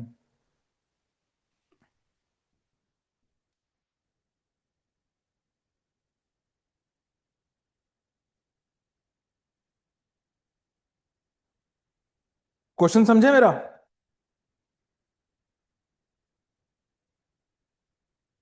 मनोजन Kamal, question समझ गए? लिखिए जरा टॉप पे, या फिर अगर पीछे लिखना है तो पीछे लिख लीजिए, यहाँ पे हेडिंग डाल लीजिए, challenges in curbing hate speech slash crime. ये अब ये पॉलिटी से ट्रांसेंड कर गया टॉपिक। सर इसको हम उससे भी रिलेट कर सकते हैं जो अभी यूजीसी में भी ऐसा ही कुछ रिलेटेड था। कर सकते हैं, पर वो तो मतलब आई थिंक सेकंड या थर्ड लेयर है क्वेश्चन की, अगर उस डायरेक्शन में जाएंगे तो कहीं पे आप एग्जांपल वगैरह दे सकते हो। पहले तो ऊपर ऊपर से देखो सारा, as a society in general, UGC में तो एक मेजर चंक ऑफ सोसाइटी ही आउट हो जाता है ना, पढ़े लिखे बंदे आते हैं यूजीसी के एम्बिट के अंदर, वो भी जो इस समय पढ़ रहे हैं राइट नाउ, तो वो एक बहुत छोटा ग्रुप बन जाता है ओवरऑल पॉपुलेशन का। पहले ओवरऑल पॉपुलेशन देखते हैं, फिर हम माइक्रो में चले जाएंगे कि यूजीसी के उसमें भी हमें ये चीज देखने को मिली कि उसको दिखा होगा कि हेट स्पीच ज्यादा हो रही है और ये सब है, इसलिए उसने ये पर्टिकुलर एक्शन लिया, लेकिन उसको वापस लेना पड़ गया। अभी मेरे हिसाब से ये थोड़ा सा फार फेच्ड है, सेकंड थर्ड लेयरिंग में आएगा ये। Can we include this NCERT chapter also?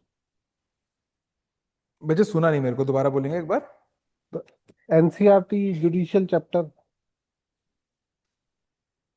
the criticism of judiciary in NCERT book.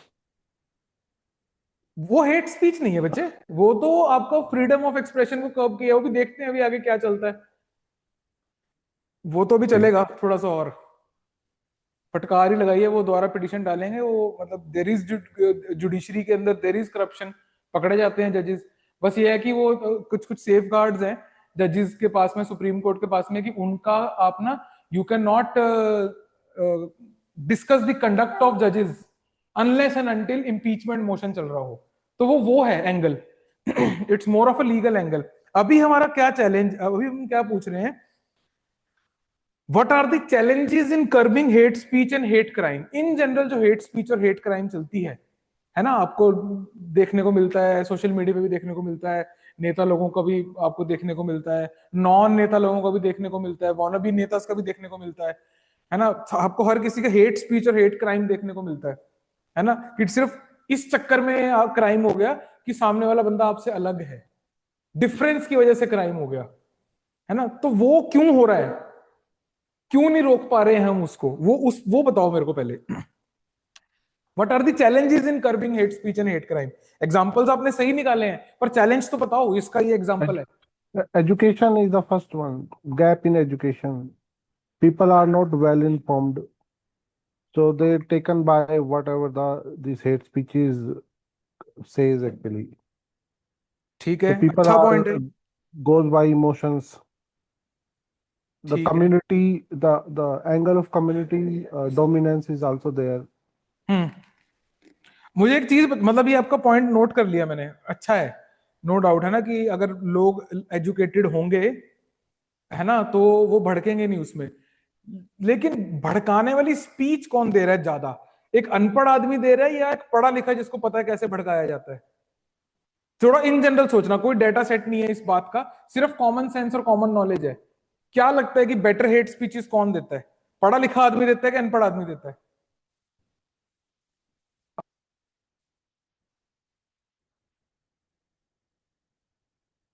समझे मेरा सवाल? सर केस तो दोनों ही हो सकते हैं, but most of the cases में हम आप तो लिटरेट ही मानते हैं। हम्म। वही ना।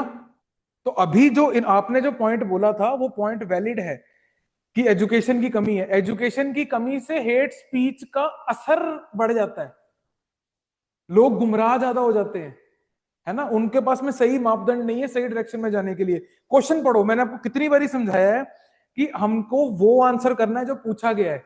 माँ बाप अगर पूछेंगे कि भाई तुम लेट हो गए, तुम कहाँ थे, तो तुम्हारा आंसर होना चाहिए मैं यहां था, मेरे को फलाने की मम्मी ने रोक लिया कि नहीं खाना खा के जाना, नहीं फिर हम ऐसे निकल गए वहां निकल गए, वो इसलिए हो गया, ये सो है ही नहीं वो चीजें। पहले तो हम वो आंसर करेंगे जो हमसे एग्जैक्टली पूछा गया है, स्पीच नॉट दी असर। मैं समझ गया आपका पॉइंट, बहुत अच्छा पॉइंट है, और डायरेक्शन भी सही है उसकी, थोड़ा घुमाया जा सकता है उसको। So most of the actions are actually reactive ones. The steps we take are the reactive ones, not the proactive ones. Hmm. Like somebody posts the content on social media, it takes time to remove that content. Hmm. It's not immediate. So by that time, the enough harm is already caused. Correct. तो पहला point लिखिए अब, इसमें पहला challenge हमारा ये है, digital dilemma. Number 1 लिखिए अब, डिजिटल डिलेमा। इस पॉइंट को ना थोड़ा सा मॉडिफाई करके लिखते हैं। First point is digital dilemma. इसके सब पॉइंट्स बनाइए। पहला सब पॉइंट बनेगा एल्गोरिदमिक एम्प्लीफिकेशन। पहला ये कि चलो हेट स्पीच आ गई है ना, अब हमने हेट स्पीच को कर्ब करना है, ये सोशल मीडिया पे डल गई हेट स्पीच।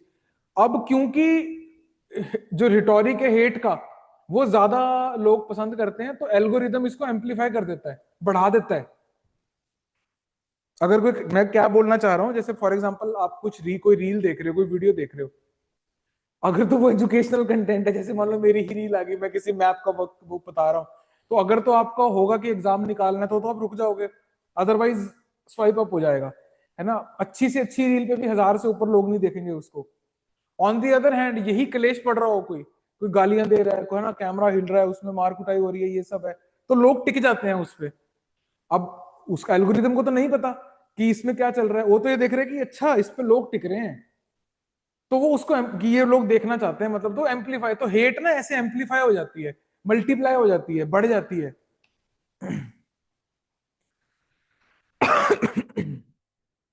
और वैसे भी ना, मतलब अगर इस टॉपिक से हटके बात करें, तो जो नेगेटिविटी है ना, इट ब्रीड्स इटसेल्फ, वो एक बहुत सेल्फ ब्रीडिंग चीज है नेगेटिविटी।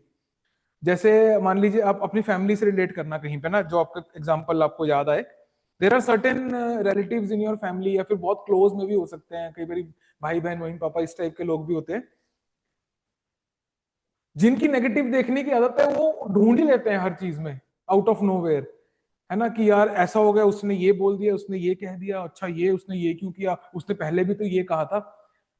शुरू कहां से हुआ? जो आपने पहली चीज ऑब्जर्व करके भरी परिवार में बोलने बोलने का सोचा कि मैं इसको एड्रेस कर देता हूँ, उसके बाद में उसको भी किसी बात पे गुस्सा आ जाएगा, उसको भी ऐसे ऐसे करते करते ना negativity breeds on itself. Positivity का ये नहीं होता, पॉजिटिविटी आपको जानबूझ के प्लांट करनी पड़ती है, नेगेटिविटी ब्रीड्स इटसेल्फ। आपको एग्जाम के लिए आपको डर बैठना शुरू होएगा मन में कि यार 10 दिन रह गए, या मान लो 1 महीना रह गए पेपर में, यार अब क्या करना है। आप रात को सोओगे, आपके और डर दिमाग में आ जाएंगे कि यार अगर मैं सिलेक्ट नहीं हुआ तो मैं नौकरी कैसे करूंगा, मैं कमाऊंगा कैसे, मैं तो इस जॉब में फंस जाऊंगा, मैं करूं। ये एम्पलीफाई होता रहता है, फिर अपने आप में ही एम्पलीफाई होता रहता है। आपका फियर जो इतना सा था कि यार महीने में एग्जाम है, बस इस सिलेबस कवर करना है, बिफोर यू नो इट वो आपका एक एग्जिस्टेंशियल क्राइसिस में कन्वर्ट होने की उसकी ताकत बन जाती है, अगर आप उसमें पॉजिटिव आइडिया से उसको नहीं रोकते तो। राइट, तो वैसे ही आपका एल्गोरिथमिक एम्पलीफिकेशन इसमें हो जाती है। इसके आगे लिख लीजिए, social media platforms prioritise, social media platforms prioritise engaging content, है ना, तो और हेट उसमें एंगेज हो जाती है। दूसरा ये है इसमें, हम देखो डिजिटल, आपने क्योंकि डिजिटल का बात करी थी, सोशल मीडिया की बात करी थी, तो उस इस पॉइंट को ब्रॉड कर रहा हूं मैं, आप ही का पॉइंट है लेकिन इसको ब्रॉड किया जा रहा है, यही सीखना है हमने, और यही आपने इसी तरीके से एग्जाम्स में करके आना है। कोई चांस ही नहीं है कि सिलेक्शन ना हो, देर इज नो चांस कि सिलेक्शन ना हो, अगर आप इस तरीके से ब्रॉड बेस्ड अगर आप सोचते हो। सोशल मीडिया से रिलेटेड एक तो ये है कि वो अपने आप में हेट स्पीच को बढ़ा देता है, दूसरा क्या है कि किसने डाला है हमें पता नहीं, एनोनिमिटी है, तो सेकंड सब पॉइंट विल बी एनोनिमिटी। जिस भी पॉइंट से डिसएग्री करोगे मेरे को फटाक से बता देना माइक ऑन करके, हम चेंज कर देंगे। Second point is anonymity. Anonymity से ना एक इम्यूनिटी मिल जाती है परपेट्रेटर को। मैं तो बहुत अच्छे अच्छे लोग देखे हैं यार एनोनिमस अकाउंट्स को यूज करके इधर उधर ये गंदगी फैलाते हुए, मतलब पढ़े लिखे अच्छे पोजीशन वाले लोग, अच्छे अच्छे लोग, मतलब आप अभी जब जाओगे अपनी जॉब में, आप हैरान रह जाओगे देख के कि यार ये बंदा ये मतलब बात कैसी कर रहा है और ये है कैसा। आपको भी मिलेंगे, अपने कॉलेज टाइम याद करो कि एनोनिमिटी के नाम पे क्या कुछ करते हैं लोग। एक आपको याद होगा, एक उसका ट्रेंड चलता था, क्या बोलते हैं उसको, कन्फेशंस पेज, है ना, उस टाइप की चीजें कॉलेजेस में होती हैं, बहुत it's a very real problem. जैसे ही आप एनोनिमिटी देते हो, अंदर का दरिंदा बाहर आ जाता है लोगों का।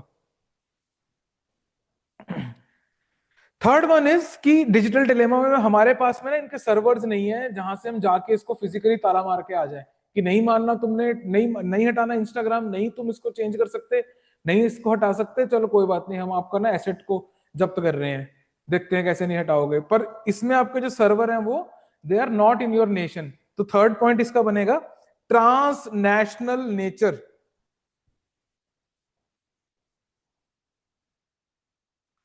ऐसे ही लिखना है इसको, मैं जानबूझ के ये वर्ड्स लिखवा रहा हूं आज आपको कि किस तरीके से वर्ड्स बनाए जाते हैं।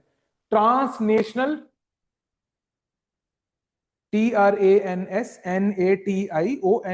मतलब नेशन के बियॉन्ड, आपके नेशन के बियॉन्ड, बाहर, ट्रांसनेशनल नेचर। इसके आगे अगर एक लाइन लिखनी है लिख लो, content hosted on servers outside India. वापस से क्वेश्चन पढ़ो, क्या कर रहे हैं हम, इसमें लिख लो ये content hosted on servers outside India. हम क्या ढूंढने की कोशिश कर रहे हैं? Challenges in curbing hate speech.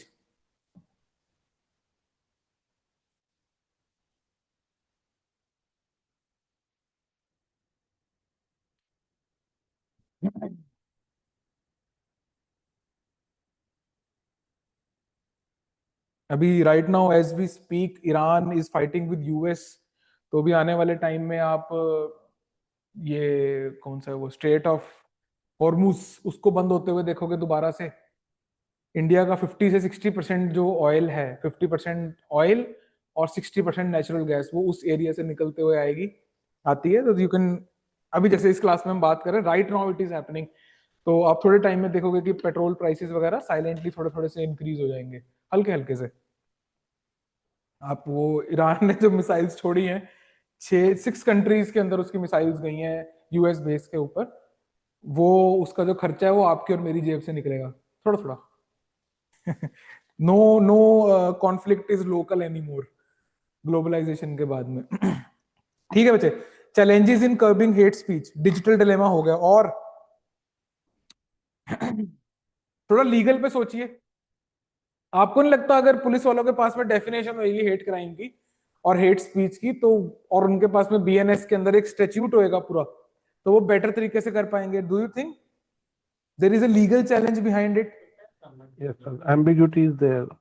हाँ, तो जब भी लॉ के अंदर एम्बिग्यूटी है उसमें क्रिमिनल्स और लॉयर्स खेलते हैं। wherever there is ambiguity in the law it is a playground for criminals and आपका lawyers। ठीक है, तो हेंस आप सेकंड पॉइंट लिखिए इसमें, द लीगल चैलेंज।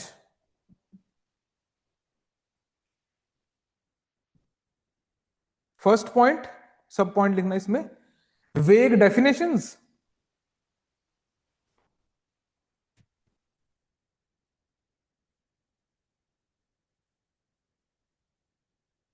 इसके आगे लिख लीजिए आप। वो एक पॉइंट तो बच्चे यहाँ पे लिखा हुआ है, India does not have a stand loan hate crime statute, hate crime के नीचे लिखा हुआ है वो। इसमें मैं वो वाला पॉइंट नहीं लिखवा रहा हूं, पर उसमें यही मतलब है इसका। मैं एक और पॉइंट लिखवाता हूं, टर्म्स लाइक, जैसे लिखिए legal terms like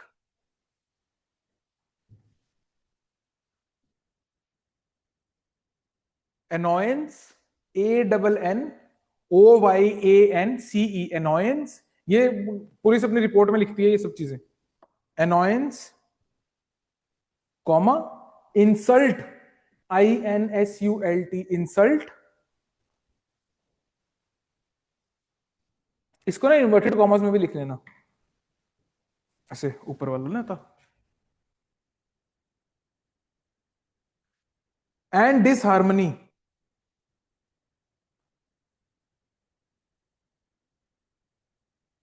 can be interpreted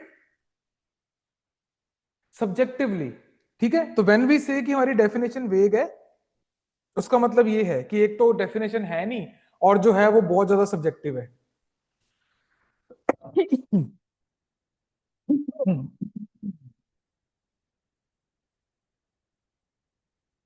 legal challenge की बात कर रहे हैं, जैसे मैंने आपको जो पहले वाली बात बताई थी कि आपको इंटेंट प्रूव करना पड़ता है, वो भी लिख लेते हैं इसके अंदर, वो चैलेंज ही है, इसीलिए कर्व नहीं हो पा रही।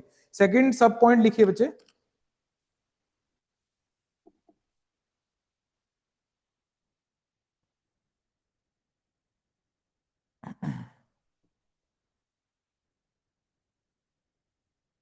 To secure a conviction,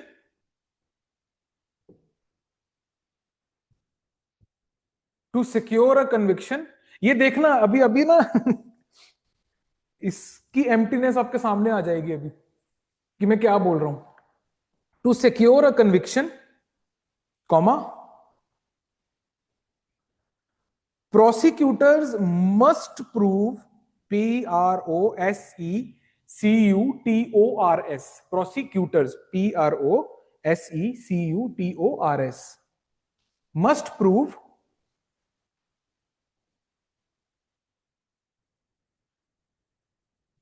malicious intent, malicious, malicious, मिलावटी, malicious intent, फुल स्टॉप। अब देखो ये पॉइंट समझ में आया कि उसकी इंटेंशन क्या है बंदे की, ये आपको प्रूफ करना पड़ेगा।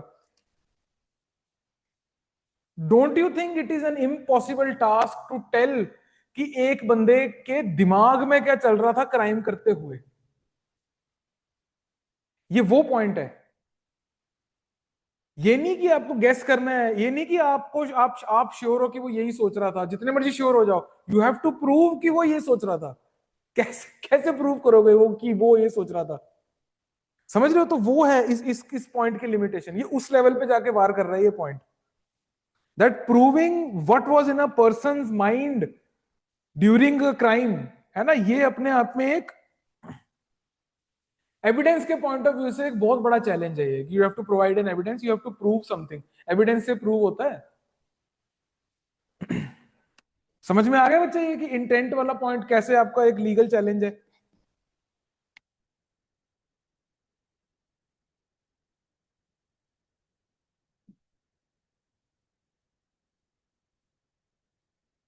एक बार ना पेज नंबर 8 पे नीचे देखो, Shaheen Abdullah versus union of India case 2022। The supreme court noted the rising climate of hate speech and directed police to take suo moto action। इसको अंडरलाइन कर लो। सुओ मोटो एक्शन का मतलब कि खुद से। अदरवाइज पुलिस क्या बोलती है कि मान लीजिए अगर उसको दिख भी गया ना पुलिस को कि यार चोर ने घर से चोरी करी है, तो जब तक वो बंदा रिटर्न में कंप्लेंट नहीं देता, क्योंकि पुलिस को तो प्रूव करने की चोरी हुई है, नहीं तो वो तो पुलिस रैंडमली किसी को भी उठा के चोर बना देगी। तो एक्चुअल में तो हमारा ही सेफ गार्ड है इसके अंदर। लेकिन हेट स्पीच के अंदर सुप्रीम कोर्ट क्या बोल रहा है उनको कि आप सुओ मोटो कॉग्निसेंस लीजिए, उसकी सुओ मोटो एक्शन लीजिए कि अगर आपको दिख गया कोई हेट स्पीच देता हुआ, ठीक है, तो आप उसको उठाइए और अंदर कीजिए, है ना, और उसके बाद में इन्वेस्टिगेट कीजिए, देखिए कौन सी धारा लगानी है, आप खुद से कीजिए, डोंट वेट कि कोई कंप्लेंट करे आके। ये सुप्रीम कोर्ट ने बोला। प्रॉब्लम क्या है कि एक्चुअल में जो हेट स्पीच दे रहा है, they are mostly political figures in nature, mostly जो पब्लिक प्लेटफॉर्म पे दे रहे हो। पॉइंट टू बी नोटेड, अगर आप और मैं आपस में बैठ के एक बंद कमरे में बात कर रहे हैं, ठीक है, आप और मैं, दो दो बंदे आपस में बात कर रहे हैं, तो वो हेट स्पीच में नहीं आता। हेट स्पीच के लिए एक पब्लिक प्लेटफॉर्म का होना जरूरी है, समथिंग जो बाहर आप ओपन में बोल रहे हो, पब्लिक स्पेसिस में बोल रहे हो, जिसमें एक से ज्यादा बंदा आपको सुन रहा है। आपस में बात करना हेट स्पीच नहीं है। तो इस केस के अंदर क्या मैं आपको बात बोलना चाह रहा हूं कि सुप्रीम कोर्ट ने बोल दिया पुलिस को कि भाई आपने सुओ मोटो एक्शन लेना है इस चीज के अंदर। अब पुलिस कहां से ले ले अगर एक नेता हेट स्पीच दे रहा है तो, जिसके पास में उसके पास में बहुत पावर है, उसके बहुत कनेक्शंस है, तो पुलिस फंस जाती है इस केस के अंदर कि सुप्रीम कोर्ट बोलता है कि तुमने एक्शन नहीं लिया, वो एक्शन लेता तो उनकी ट्रांसफर हो जाती है ना, उनपे एक्शन हो जाता है उल्टा, क्योंकि हेट स्पीच तो नेता लोग दे रहे हैं उसमें। तो ये आपका चैलेंज है इन कर्बिंग हेट स्पीच। आपको समझ में आई मैंने क्या बात बोली? मनोजन, कमल, समझ में आ रहा है जो मैं बोला अभी अभी? Yes, challenge sir. समझ में आया? The perpetrator of the crime itself are the powerful community, right? बच्चे आपकी ना आवाज थोड़ी सी मफल होगी, दोबारा बोलेंगे एक बार? Yeah, sir, got the point. You're trying to say the perpetrator of the crime itself, hate crime, they are hmm. powerful lobby.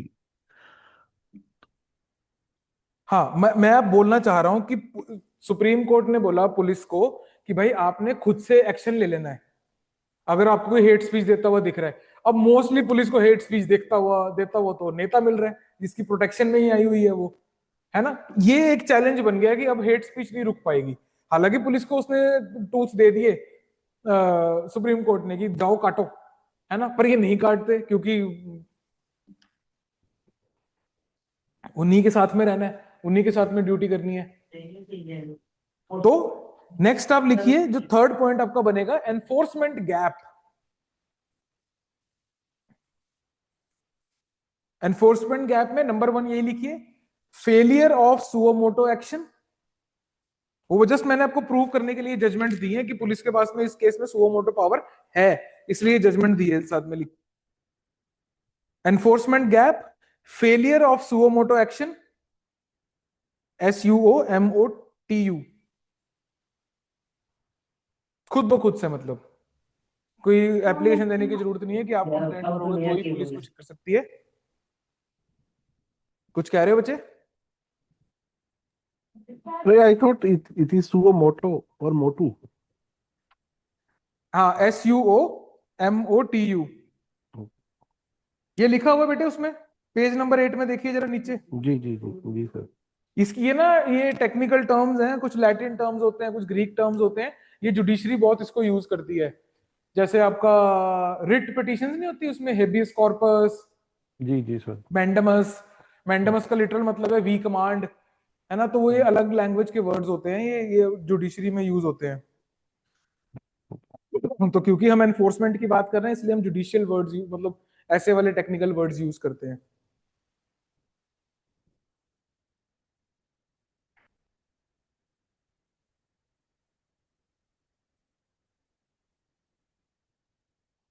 इसमें एक पॉइंट लिख लीजिए आप, मतलब इसी के आगे एक स्टेटमेंट लिख लीजिए ताकि बाद में आपको याद रहे। Enforcement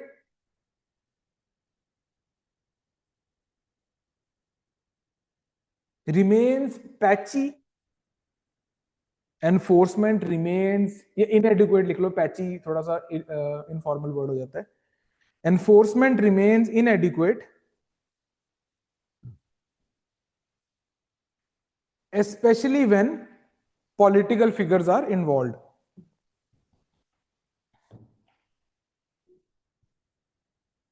Especially when political figures are involved.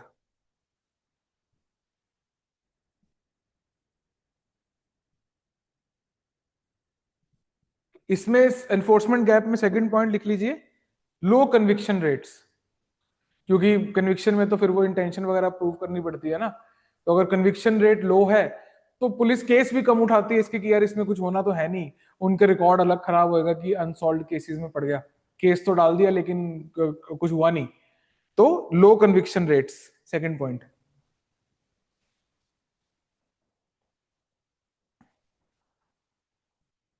जैसे ना, जब भी इस चीज को समझिए, पुलिस को क्राइम को कर्ब करना है बड़े लेवल पे. तो मान लीजिए अगर कोई इंसान ड्रग्स के साथ पकड़ा गया, ठीक है, कोई मतलब ड्रग का पेडलर है, डीलर है, जो डिस्ट्रीब्यूटर है ड्रग का, वो पकड़ा गया कि यार अच्छा आप इस शहर में ड्रग सप्लाई करते हो, है ना. तो उसके बाद में ना पुलिस नीचे को इन्वेस्टिगेट नहीं करती, पुलिस ऊपर को इन्वेस्टिगेट करती है कि आप कहां से लेके आए, क्योंकि नीचे जाएगा, नीचे 100 है, नीचे तो कंज्यूमर्स हैं. ऊपर जाएगा तो उसको इसका सप्लायर मिलेगा, फिर उसको उसका सप्लायर मिलेगा, वो बड़े प्लेयर्स की तरफ जाती है. तो पुलिस ना इस तरीके से एक बड़े काम की तरफ को जाती है. इस केस में उनको क्योंकि केस सॉल्व करना होता है, एक कन्विक्शन मिली, वो एग्जैक्टली बताएगा कि इससे मैंने सामान जो है, इससे ये पर्टिकुलर चीज जो है मैंने खरीदी थी, इससे इस वाले पर्टिकुलर एरिया से ये पर्टिकुलर ड्रग्स जो है वो अंदर आई थी. ये सारी चीजें जो है वो इस तरीके से वो जाती है. ऑन दी अदर हैंड, अगर किसी केस के अंदर कन्विक्शन रेट्स लो हैं, पुलिस उस टाइप के केसेस को कम पकड़ती है क्योंकि नाम खराब होता है. तो लो कन्विक्शन रेट का वो मतलब है इसके अंदर. तो पुलिस को अपने नाम का भी तो है ना, इंडिविजुअल भी तो उनकी एक एनुअल रिपोर्ट जाती है, उनके अपने भी तो मार्क्स लगते हैं, उनके अपने भी तो प्रमोशंस हैं. तो ऐसे केस में वो हाथ ही क्यों डालेंगे जिसमें एक तो पॉलिटिकल प्रेशर भी है, ऊपर से कन्विक्शन नहीं होती, है ना. कन्विक्शन नहीं होगी तो उसकी ट्रांसफर, प्रमोशन सब ट्रांसफर हो जाएंगी, प्रमोशन रुक जाएंगी, है ना. तो ये सब चीजें हैं जो आपके एनफोर्समेंट गैप में आएगा. फटाफट से एक आधा पॉइंट में आपको और लिखवा देता हूं, जो आप ही ने स्टार्टिंग में बताया था, सोसाइटी वाले जो पॉइंट से. फोर्थ पॉइंट लिखिए, societal challenge.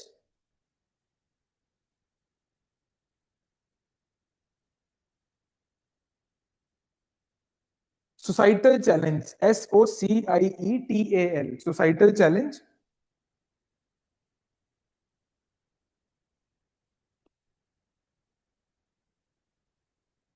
Number 1, electoral gains. ये भी सुप्रीम कोर्ट ने बोला था. और इलेक्टोरल गेन्स सिर्फ ऐसे नहीं होता कि हेट स्पीच से एक उनको इधर वाले वोट मिल जाएंगे, हेट स्पीच से दूसरे वाले भी मिलते हैं. वो उनको जैसे हेट स्पीच मैं सुन रहा था एक बार, उसने वो बोल दिया, कहता कि हमारी आनी सीट तो आनी पक्की है, तो अगर मैं यहाँ पे 30,000 के मार्जिन से नहीं जीता, इसका मतलब कि इन लोगों ने, दूसरे कम्युनिटी के लोगों ने मुझे वोट नहीं किया. कह रहा फिर मैं दिखाता हूँ कि इनकी बस्ती में कोई रह के दिखा दे. तो ये इलेक्शन से पहले वो कहता है मैं मान रहा हूं कि मैं जीतूंगा इस एरिया में, ये स्पीच में है. तो अब इसने हेट स्पीच भी नहीं दी लेकिन फियर दे दिया, फियर मॉन्गरिंग, तो ये भी इसमें आता है. तो पहला आपका इलेक्टोरल गेन्स आ गया. दूसरा,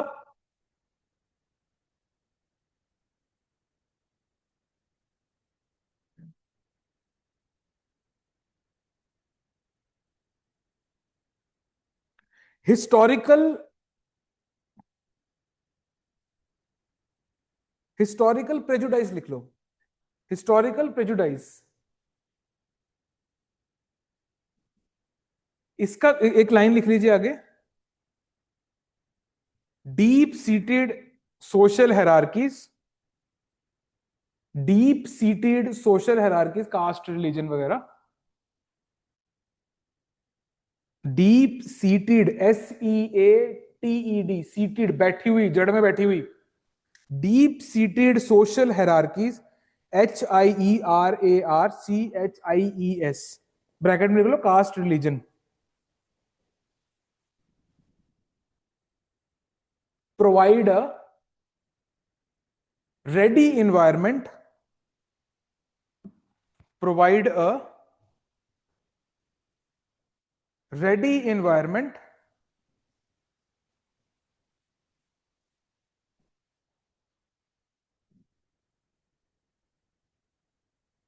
for hate speech.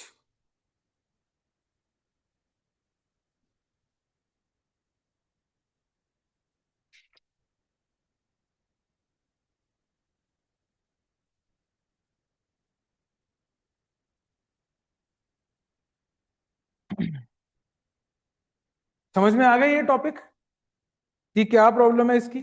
अगर इसको कर्ब करना हो तो क्या करेंगे हम? इन्हीं का सॉल्यूशन दे देना कि लेजिस्लेशन गैप है तो क्लियरली एक्सप्लेन कर दो। ठीक है, आपको लगता है कि डिजिटल डिलेमा है तो अपने रूल्स को इंटेंसिफाई कर दो, उसकी एनफोर्समेंट को बेटर कर दो पार्लियामेंट के थ्रू। डिजिटल टेक डाउन, जैसे आईटी रूल्स 2026 में डिजिटल टेक डाउन आ रहा है, 24 आवर्स का टेक डाउन है, उसमें इस चीज को हेट क्राइम्स के लिए अलग से कोर्ट बना दो, फास्ट ट्रैक हेट कोर्ट्स।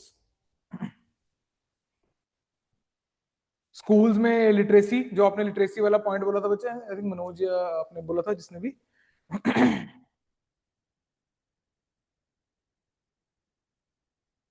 समझ में आ रहा है? सुओ मोटो एफआईआर के ऊपर पुलिस का स्टैट लो, उनकी प्रमोशन जोड़ दो उससे। अगर हेट स्पीच का केस ले लिया, नहीं सॉल्व किया उन्होंने, तो उसके ऊपर भी आप एक रिपोर्ट बना सकते हो। सर्विस रूल में चेंज ला सकते हो कि ऐसे होगा तो हम नहीं भाई, हम नहीं मानते। फेलियर टू प्रिवेंट और रिपोर्ट हेट स्पीच को मेजर मिसकंडक्ट ऑफ सर्विस की कैटेगरी में डाला जा सकता है। इमीडिएट सस्पेंशन ऑफ ऑफिशियल्स जो नॉर्मलाइज करते हैं टॉक्सिक स्पीचेस को, है ना, ये सब हमारे पास में सॉल्यूशंस इसके बन जाते हैं बच्चे। समझ में आ गया होगा टॉपिक ये? एक बारी नेक्स्ट टॉपिक में चलते हैं फटाफट। एक बारी मुझे यस बता दीजिए अगर आपको क्लियर है वो सारा। ठीक है बच्चे, नेक्स्ट आ जाओ। फ्रीबीज कल्चर, ये अपने आप में एक और बड़ी बात है जो पॉलिटिकल पार्टीज ओपनली कर रही हैं। और ये आज से नहीं, बहुत मतलब जब से लोगों के पास में पावर कंसंट्रेट हुई है तब से फ्रीबीज कल्चर है। जब से भी हुई है, जब से वो आपका सरप्लस का कॉन्सेप्ट आया है, तब से ही फ्रीबीज का कॉन्सेप्ट भी आ गया है, टू अपीज पीपल, है ना, कि थिंग्स प्रोवाइड कर दो और आप अपने हिसाब से उनसे काम ले सकते हो, या आपका जो गेन है आप वो निकाल सकते हो। तो फ्रीबीज का मतलब वो है। आइए बच्चे, supreme court has recently expressed concern over rising trend of electoral, पढ़िए इसको। जो बच्चे यूट्यूब पे मेरे को देख रहे हैं, हम पेज नंबर 9 पे आ चुके हैं बच्चे, और इट्स अ पॉलिटी गवर्नेंस का topic and we are doing the topic number 2। Supreme court has recently expressed concern, ये पढ़ लो। फ्रीबीज देखिए क्या है, बटर freebies refers to goods, services, subsidies और कैश ट्रांसफर्स। किसी भी फॉर्म में अगर आपको एक फ्री चीज प्रोवाइड कर रहे हो, फ्री मतलब फ्री,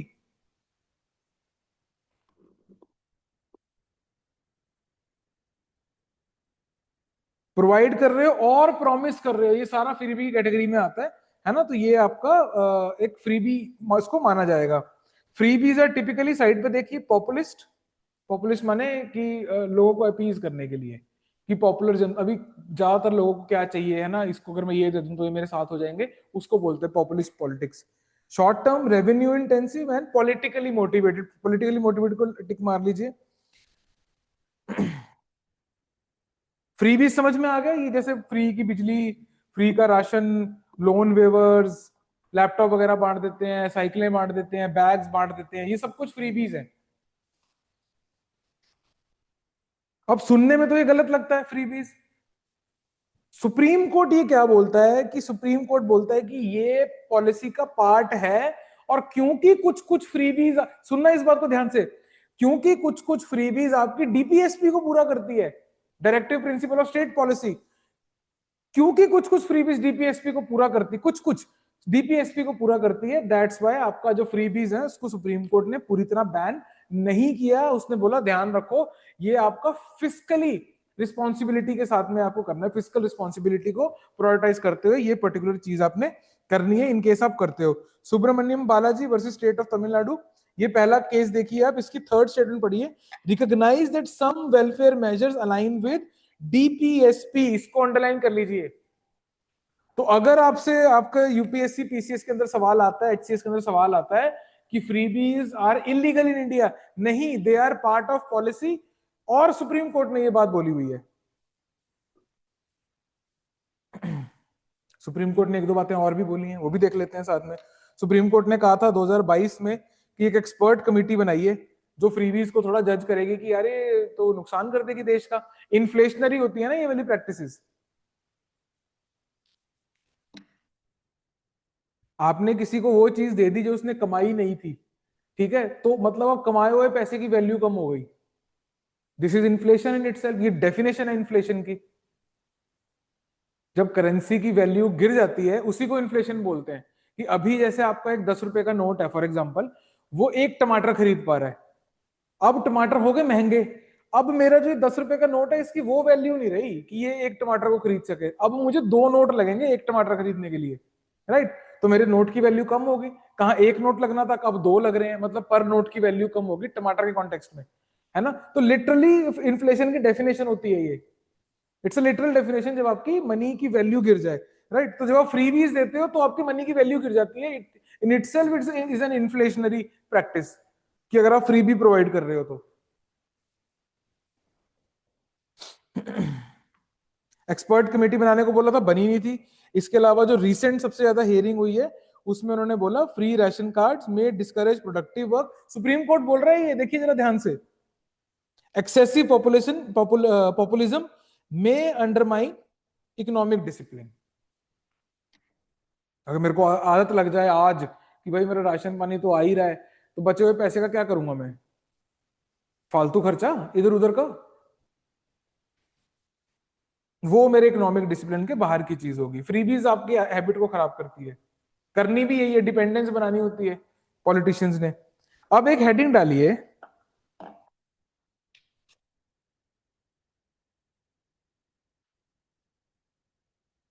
उससे पहले ना एक बारी आगे आइए नेक्स्ट पेज पे, हेडिंग भी शायद डालने की जरूरत ना पड़े, यही समझ में आ जाएगा।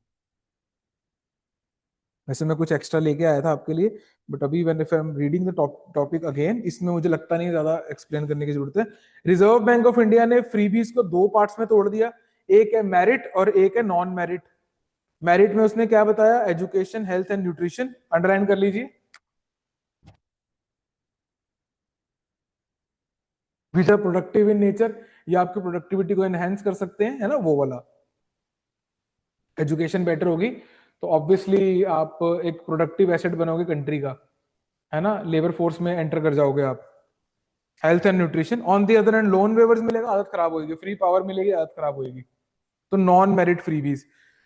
तो आपने क्या ध्यान रखना है इसमें, कि जो सवाल आएगा वो ऐसे पूछेंगे आपको कि which one of the following false under the category of merit goods by RBI. तो मतलब उसमें कंफ्यूज नहीं होना कि यार ये कोई टेक्निकल टर्म तो नहीं है, ये फ्रीबीज के कॉन्टेक्स्ट में टर्म है, merit goods and non merit goods. ठीक है बच्चे, समझ में आ गया ये प्री का सवाल बनेगा आपका।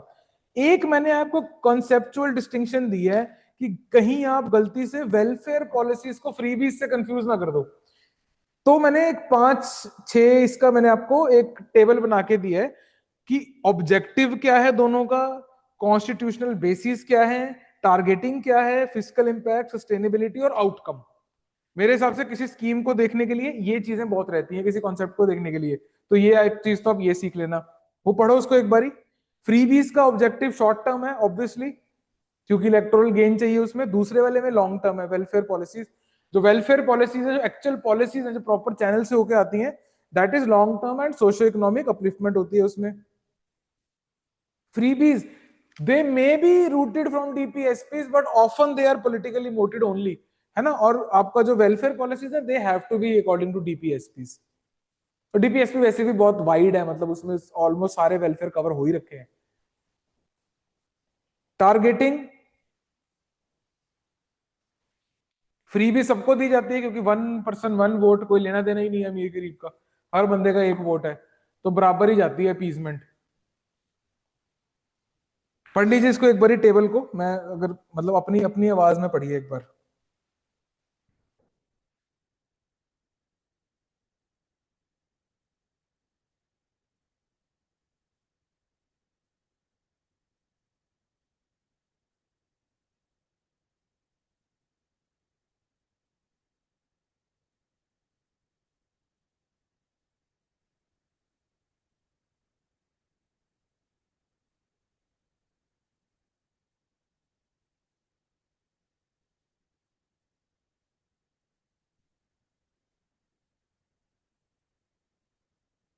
हाँ जी बच्चों, समझ में आ गया?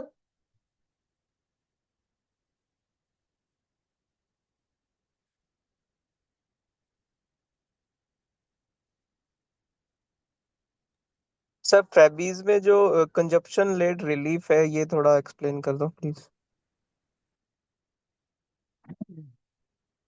बाकी समझ में आ गया? Yes sir, almost. एंड ठीक है। सर एक और है, अगर लाइक इफ इंटरव्यूइंग ऑफिसर हमसे पूछता है कि फ्रेबीज एथिकल है या अनएथिकल प्रैक्टिसेस है, तो फिर सर हमें क्या इस पे देना चाहिए लाइक? हम्म, ठीक है, इसी से निकलेगा उसका आंसर भी, और बहुत अच्छा आंसर निकलेगा। बहुत अच्छा सवाल उठा है आपके मन में।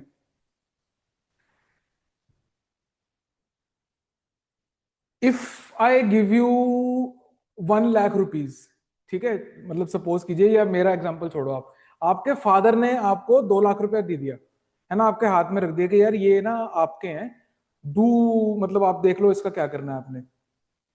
एक ऑप्शन है कि आपने उन 2 लाख को एक जगह पे इन्वेस्ट कर दिया, ठीक है, आपने उसको इन्वेस्ट कर दिया, एसआईपी कर दी, या कोई एसेट खरीद लिया, है ना, जिसकी वैल्यू इंक्रीज होगी। एक ऑप्शन हमारे पास में ये है।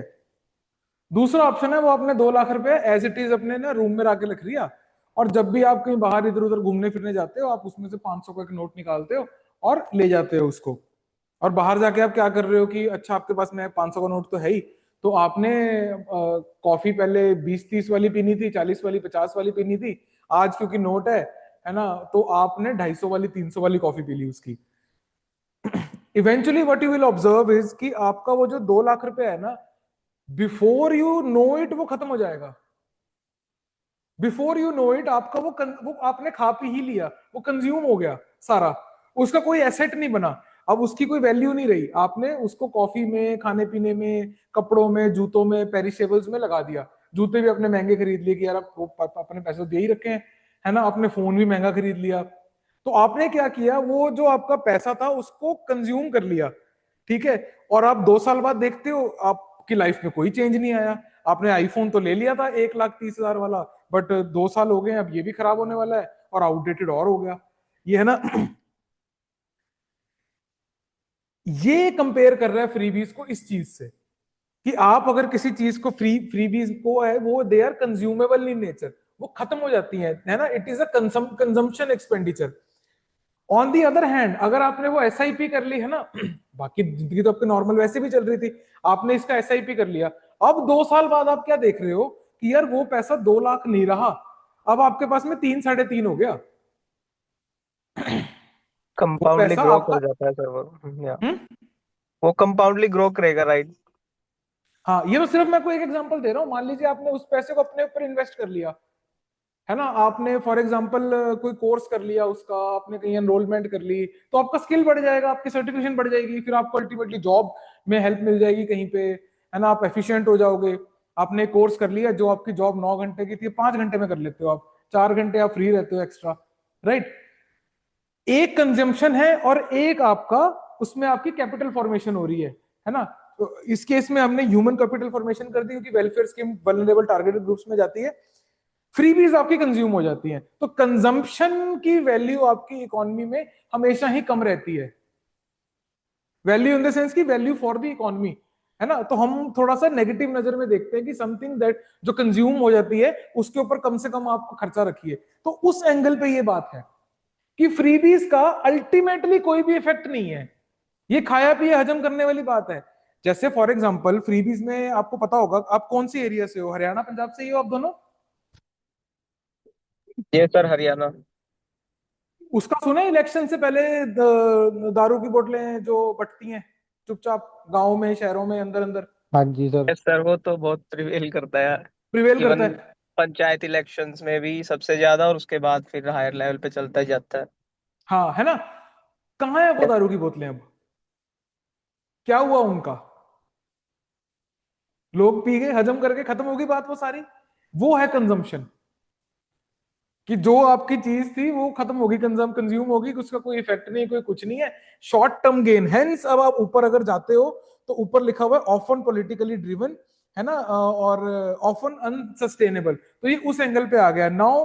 आई होप आपको ये कहानी समझ में आई होगी कंजम्पशन, क्यों मैं कंजम्पशन को इस नजर से देख रहा हूँ। एक तो बेसिक कंजम्पशन है ही है कि आपने बेसिक बेसिक रोटी जो है वो खानी है ना, बेसिक बेसिक अमाउंट में आपने करना है। लेकिन मान लीजिए आपकी इनकम 10 गुना होगी, इस बात को भी समझ लो एक बारी पैरेलल नोट के ऊपर, फिर मैं उस आंसर पे आता हूं। अगर आपकी इनकम मान लीजिए अभी एट प्रेजेंट कुछ 50,000 पर मंथ के आसपास है ना, रफली मान के चलते हैं, ये इनकम आपकी अगर 1 करोड़ रुपया पर मंथ हो जाता है, मैं बहुत एग्जैचुरेटेड नंबर यहाँ पे यूज कर रहा हूं, तो अगर मैं, हाँ जी बच्चे, करंट अफेयर्स की, हाँ वो थोड़ी रुक के बच्चे, क्लासेस गोइंग ऑन।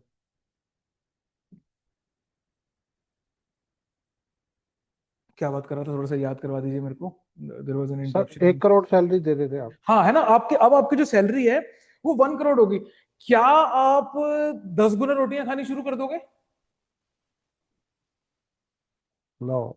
नहीं ना, यही मैं आपको पॉइंट बोल रहा हूं कि कंजम्पशन की एक लिमिट आपके सामने आती है, तो अगर आपकी इनकम एक्सपोनेंशियली बढ़ जाती है, जो आपकी जरूरत की चीजें वो उतनी ही रहती है, आपकी कंजम्पशन कहाँ इंक्रीज होगी? महंगे कपड़ों में, महंगी इन चीजों में, है ना, कि अब जो आप शर्ट पहन रहे हो वो अब वो 1,000 रुपए की एक नहीं है, अब वो 1 लाख रुपए की एक है, पर यू कैन अफोर्ड इट, तो आप वो कर लेते हो। लेकिन अगर वही 1 लाख की शर्ट में आपको पहले दे देता, जब आपकी 50,000 इनकम थी, है ना, तब वो आपकी जो पर्टिकुलर चीज है, ये सारी बात जो है वो उसने सेंस नहीं बनाना था, आपकी कंजम्पशन आपकी लिमिट से एक्सीड कर जाती। तो यही होता है आपकी फ्रीबीज के अंदर कि आप उसको ऐसी चीज दे देते हो कंज्यूम करने के लिए जो उसकी लिमिट से बाहर होती है। नाउ यू अंडरस्टैंड मैं किस एंगल पे लेके जाना चाह रहा हूं। अब अगर आपसे इंटरव्यूअर पूछता है कि यार फ्रीबीज, सीधा मैं जो मेरा सवाल मेरे को समझ में आया, आपने जो पूछा कि क्या फ्रीबीज हमारी सोसाइटी के लिए सही है या नहीं है, तो इसको आप 2 पार्ट्स में तोड़ लेना। पहला पार्ट ये है कि सर नहीं, ये सही नहीं है, बिकॉज ये एक कंजम्पशन लेड कल्चर को बढ़ावा देता है। पहली पहली स्टेटमेंट।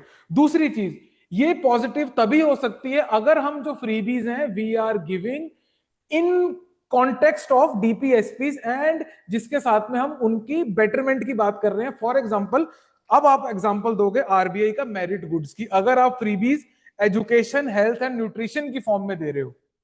समझ में आ गए बच्चे? It should yes be sir, definitely. it should be progressive in nature. We should say that. Yes, it must be progressive in nature, but क्योंकि इसको चेक करने के लिए कोई मेथड नहीं है, तो जनरली आप इसके अगेंस्ट ही रहना कि फ्रीबीज प्रमोट करना, मतलब फ्रीबीज चीजें बांटना, वी आर नॉट हेयर, उसको क्या बोलते हैं यार, आपने वेलफेयर नहीं करना लोगों का, आपने अपलिफ्टमेंट करनी है।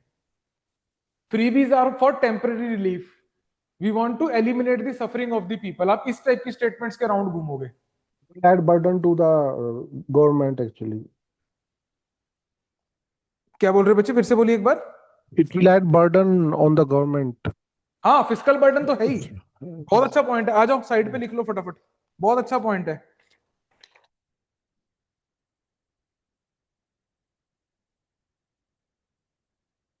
सर ये गवर्नमेंट पे फिजिकल बर्डन कैसे हो सकता है? तो मैं बीइंग पॉलिटिशियन और लाइक इलेक्शन मोटिव से दे रहा हूँ, तो ये तो मेरा पर्सनल पैसा यूज हो रहा है ना। वो भी है, और आप सरकार भी तो देती है फ्री में, जो ये लैपटॉप्स और ये सब बिकता है, ये कौन देता है? Even ये तो free. सर फिर पॉलिसीज में आ जाएगा, जो नेक्स्ट कॉलम जो हमने कंपेयर किया है कि गवर्नमेंट अपना अपलिफ्टमेंट कर रही है सोसाइटी की, एजुकेशन की। नो। तो गवर्नमेंट के पास में अनलिमिटेड पैसा होता है कि कुछ बजट होता है गवर्नमेंट का? बजट होता है सर। तो अगर मान लीजिए मेरे पास में 100 रुपए का बजट है, मैं गवर्नमेंट हूँ, मेरे पास 100 रुपए का बजट है, तो मैंने यस सोचा था सर। कि मैं 50 50 रुपए का मैं पुल बनवाऊंगा, और यस सर। बाकी 30 रुपए से मैं एक का स्कूल बनवाऊंगा, और ये बचे हुए 20% से मैं सड़क बनवाऊंगा। अब मैंने क्या किया, मैंने 20 रुपए की फ्रीबीज बांट दी। अब मेरे पास ये पुल, हॉस्पिटल, पुल, स्कूल और सड़क बनाने के लिए कितने पैसे बचे? नैरो एक्सपेंस मतलब रह जाएगा सर, कह सकते हैं आप यस, इसको। We are crowding out the आपका capital expenditure. This falls under the revenue expenditure, जो नॉन रेपिटेटिव होता है ना, एक बारी में जाता है, मतलब कंज्यूमेबल एक्सपेंडिचर जो आता है, ये आपका रेवेन्यू एक्सपेंडिचर के अंदर आता है। एडिशनल्स के अंदर जाके आता है, राइट? तो अगर मैंने इसके ऊपर पैसा खर्च कर दिया तो मेरे पास में कोई अनलिमिटेड पैसा तो नहीं है, मेरे पास तो बजट फिक्स है। तो मैं कहां से निकालूंगा वो पैसा? कौन सी चीज में कम जाएगा? किसी और में कम जाएगा ना।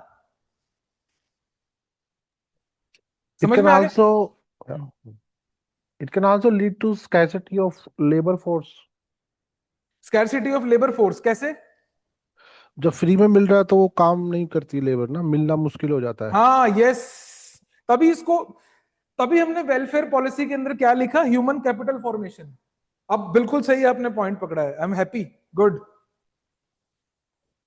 तो हमने जब स्टेटमेंट घुमानी है, अगर आपने फ्रीबीज देने, it should be on merit goods.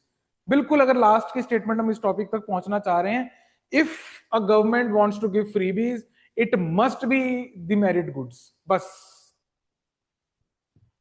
Temporary relief मत करो, So, परमानेंट सॉल्यूशन दीजिए।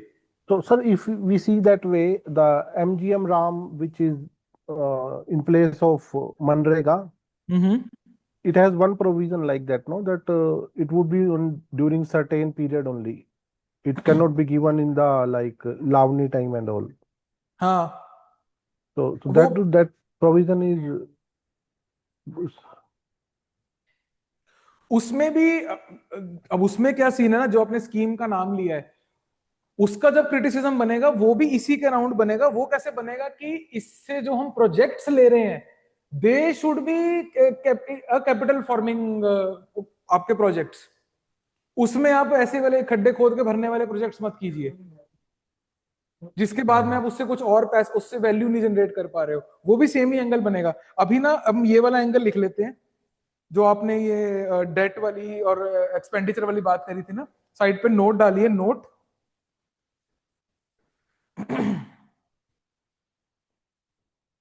कंसर्न्स लिख लीजिए, कंसर्न्स लिखते हैं हम कि क्या कंसर्न है इसका। और ये ना अभी हम, मैं साथ साथ ही ये वाले पॉइंट्स बना रहा हूं जो आप, हमने जो डिस्कशन करी है उससे निकाल के एनहेंस हो गया टॉपिक। अच्छी डिस्कशन का ये फायदा होता है। ये टॉपिक ने ना मतलब अपनी वैल्यू खुद इंक्रीज कर ली डिस्कशन के माध्यम से। कंसर्न्स एक लिखिए आप इसमें, revenue expenditure on freebies, first point. साथ साथ लिख लेना बच्चे please. Revenue expenditure on freebies reduces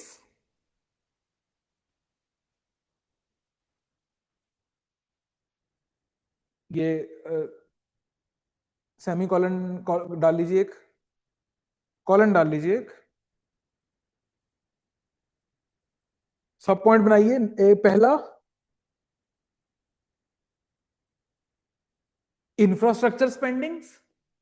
obviously मेरे पास, मैं तो बजटेड हूं ना, क्योंकि और मैं फिजिकल डेफिसिट में और चल रहा हूं पहले से, लोन मेरे पे और है। 28-28% मेरी जीडीपी की लाइबिलिटी बनी रहती है। इतनी मेरी जितनी जीडीपी है मेरे स्टेट की, उसमें से 30% मेरे पे लोन है बाहर का। इतनी ज्यादा लाइबिलिटी है मेरे पे, और मैंने फ्रीबीज और कर ली। तो obviously revenue expenditure on freebies reduces, number one, capital क्या बोला था, infrastructure spending. Second, capital investments. ये सब पॉइंट्स बना रहे हैं उसके।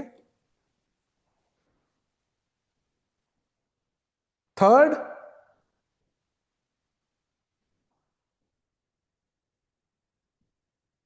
Long term productivity.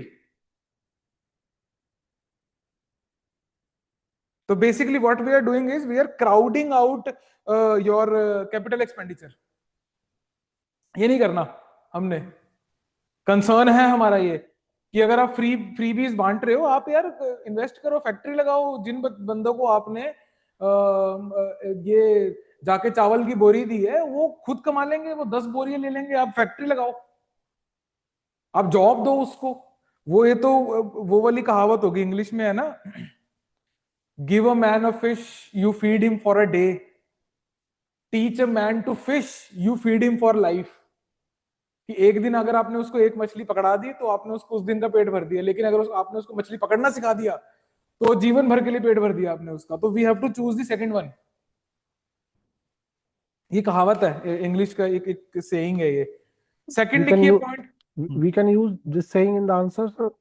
हाँ हाँ, yes yes, use it. Give a man a fish, you feed him for a day.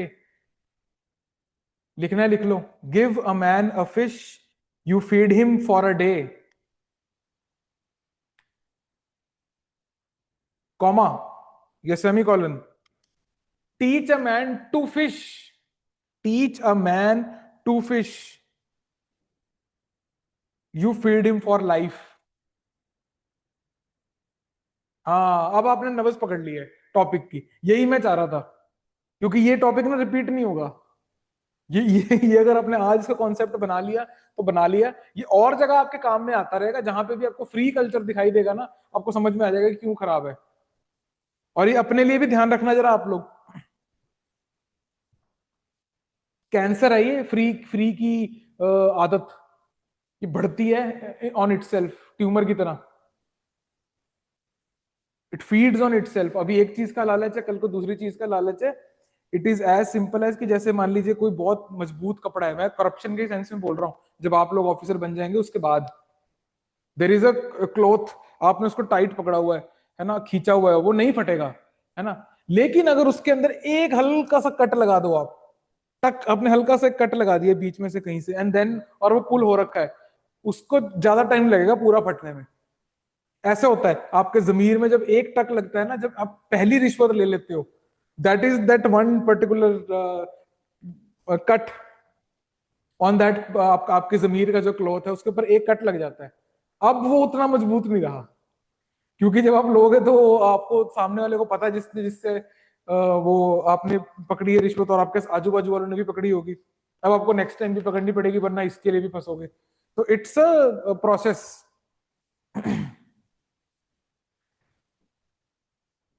Next लिखिए बच्चे,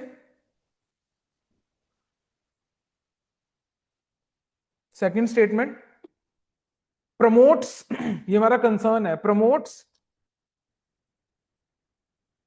डिपेंडेंसी कल्चर,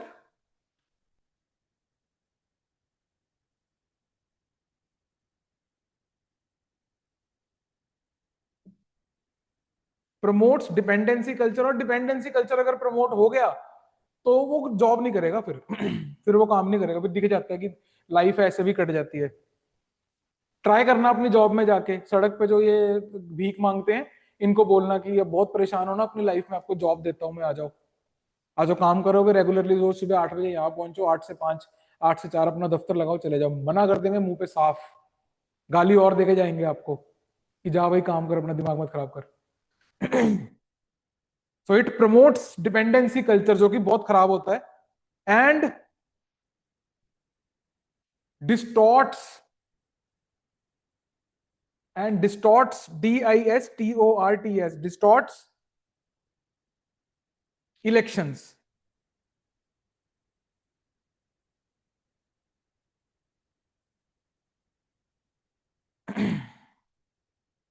एक एक ना, मतलब बहुत हिडन बात है ये, पर वेनेजुएला जो अभी अभी फॉल हुआ है, बहुत रिसेंटली ट्रम्प ने वो किया था, और बहुत टाइम से वो अनस्टेबल चल रहा है।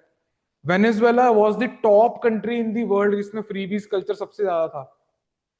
सबसे ज्यादा फ्रीबीज कल्चर आपको वेनेजुएला में देखने को मिलता था, और 2000 से उन्होंने शुरू किया था अपना फ्रीबीज कल्चर। और पॉपुलिस्ट आपकी क्या बोलते हैं उसको, populist subsidies and fiscal management, लोगों के हिसाब से चेंज करते रहे कि नहीं अब ये अच्छा लोन, चलो जी लोन भी माफ, अच्छा बिजली नहीं है पैसे, कोई बात नहीं, बिजली भी माफ। तो फ्रीबीज कल्चर उन्होंने किया, और आज देख लो कंट्री वहां पे कहाँ पे खड़ी हुई है। I think this topic is done. If anyone of you wants to add something, then do it. This is the time. So conspicuous spendings would increase. No? दोबारा बोलिए बच्चे एक बार। So conspicuous spendings would increase.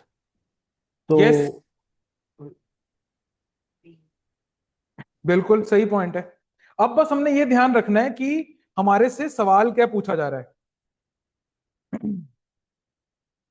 बच्चे, ये ना class and करने का time हो गया है, पर एक चीज ना मेरे को आपको फटाफट से एक बड़ी ऐसी चीज बतानी है आपके एग्जाम पॉइंट ऑफ व्यू से, वो हम देख लेते हैं। ये फ्रीबीज कल्चर हम कर चुके हैं। एक बच्चे स्ट्रेट ऑफ हॉर्मोज कवर कर देना, इसमें ज्यादा कुछ नहीं है, ये मेनली मैप वर्क के लिए मैंने यहाँ पे डाला था। ये है आपकी स्ट्रेट ऑफ हॉर्मोज इधर, ठीक है। ये आपकी पर्शियन गल्फ को गल्फ ऑफ ओमान से जोड़ती है ना, इतना आप देख लेना। कौन कौन सी कंट्रीज इन्वॉल्व है इसमें, ये तीन, 1 2 3। UAE, Oman and Iran. ठीक है बच्चे, इनके कंट्रोल में ये पर्टिकुलर चीज है, 3 ही कंट्रीज है इसमें, ये देख लेना। अभी मैं आपको किस चीज पे लेके आ रहा हूं, this is this one. Next topic पे आइए, पोलैंड्स एग्जिट फ्रॉम ओटावा कन्वेंशन। ना ओटावा कन्वेंशन लैंड माइंस के ऊपर है, एंटी पर्सनल माइंस वो बैन करता है, एंटी टैंक माइंस और एंटी व्हीकल माइंस को वो ओके बोलता है कि हाँ ठीक है भाई कर लो कोई बात नहीं। ये देखो एक बारी फटाफट, मैं भी निमोनिक भूल गया। Giant cat sleeps under big low roof. Now this is a giant cat which sleeps under big and low roof. ये निमोनिक है बच्चे आपका, giant cat sleeps under big low roof. ये क्या है आपके, these are the neighbours of Poland in anti clockwise direction only. तो आपको डायरेक्शन भी याद करने की जरूरत नहीं है, इसी डायरेक्शन के अंदर है कि giant cat sleeps under big low roof, which is Germany, चेक Republic, Slovakia, Ukraine, Belarus, Lithuania and Russia. ठीक है, यहां से देखिए जायंट, ये एंटी क्लॉकवाइज डायरेक्शन में है, घड़ी के उल्टा। जर्मनी, चेक रिपब्लिक, जायंट कैट स्लीप्स, उसके बाद में नेक्स्ट आपका आता है अंडर, यूक्रेन, बिग, और फिर आपका यहाँ पे आ गया लिथुएनिया। याद रखिएगा लातविया नहीं है, लिथुएनिया है, कंफ्यूज नहीं होना है। ठीक है, एंड लास्ट में आपके पास में एक छोटी सी टेरिटरी आती है रशिया की, और ये आपका एंटी क्लॉकवाइज डायरेक्शन में है, giant cat sleeps under big low roof. तो ये आपने याद रखना है, बस ये एक निमोनिक था। आई होप आपने नोट कर लिया होगा। कर लिया बच्चे नोट? कर लिया, नोट कर लिया बच्चे ऑनलाइन? मनोज, कमल, अच्छा ठीक है, लिख दिया आपने। डन बच्चे, that is all for today. Practice questions करना मत भूलिएगा। There is only 1 question per week जो आपने करना है।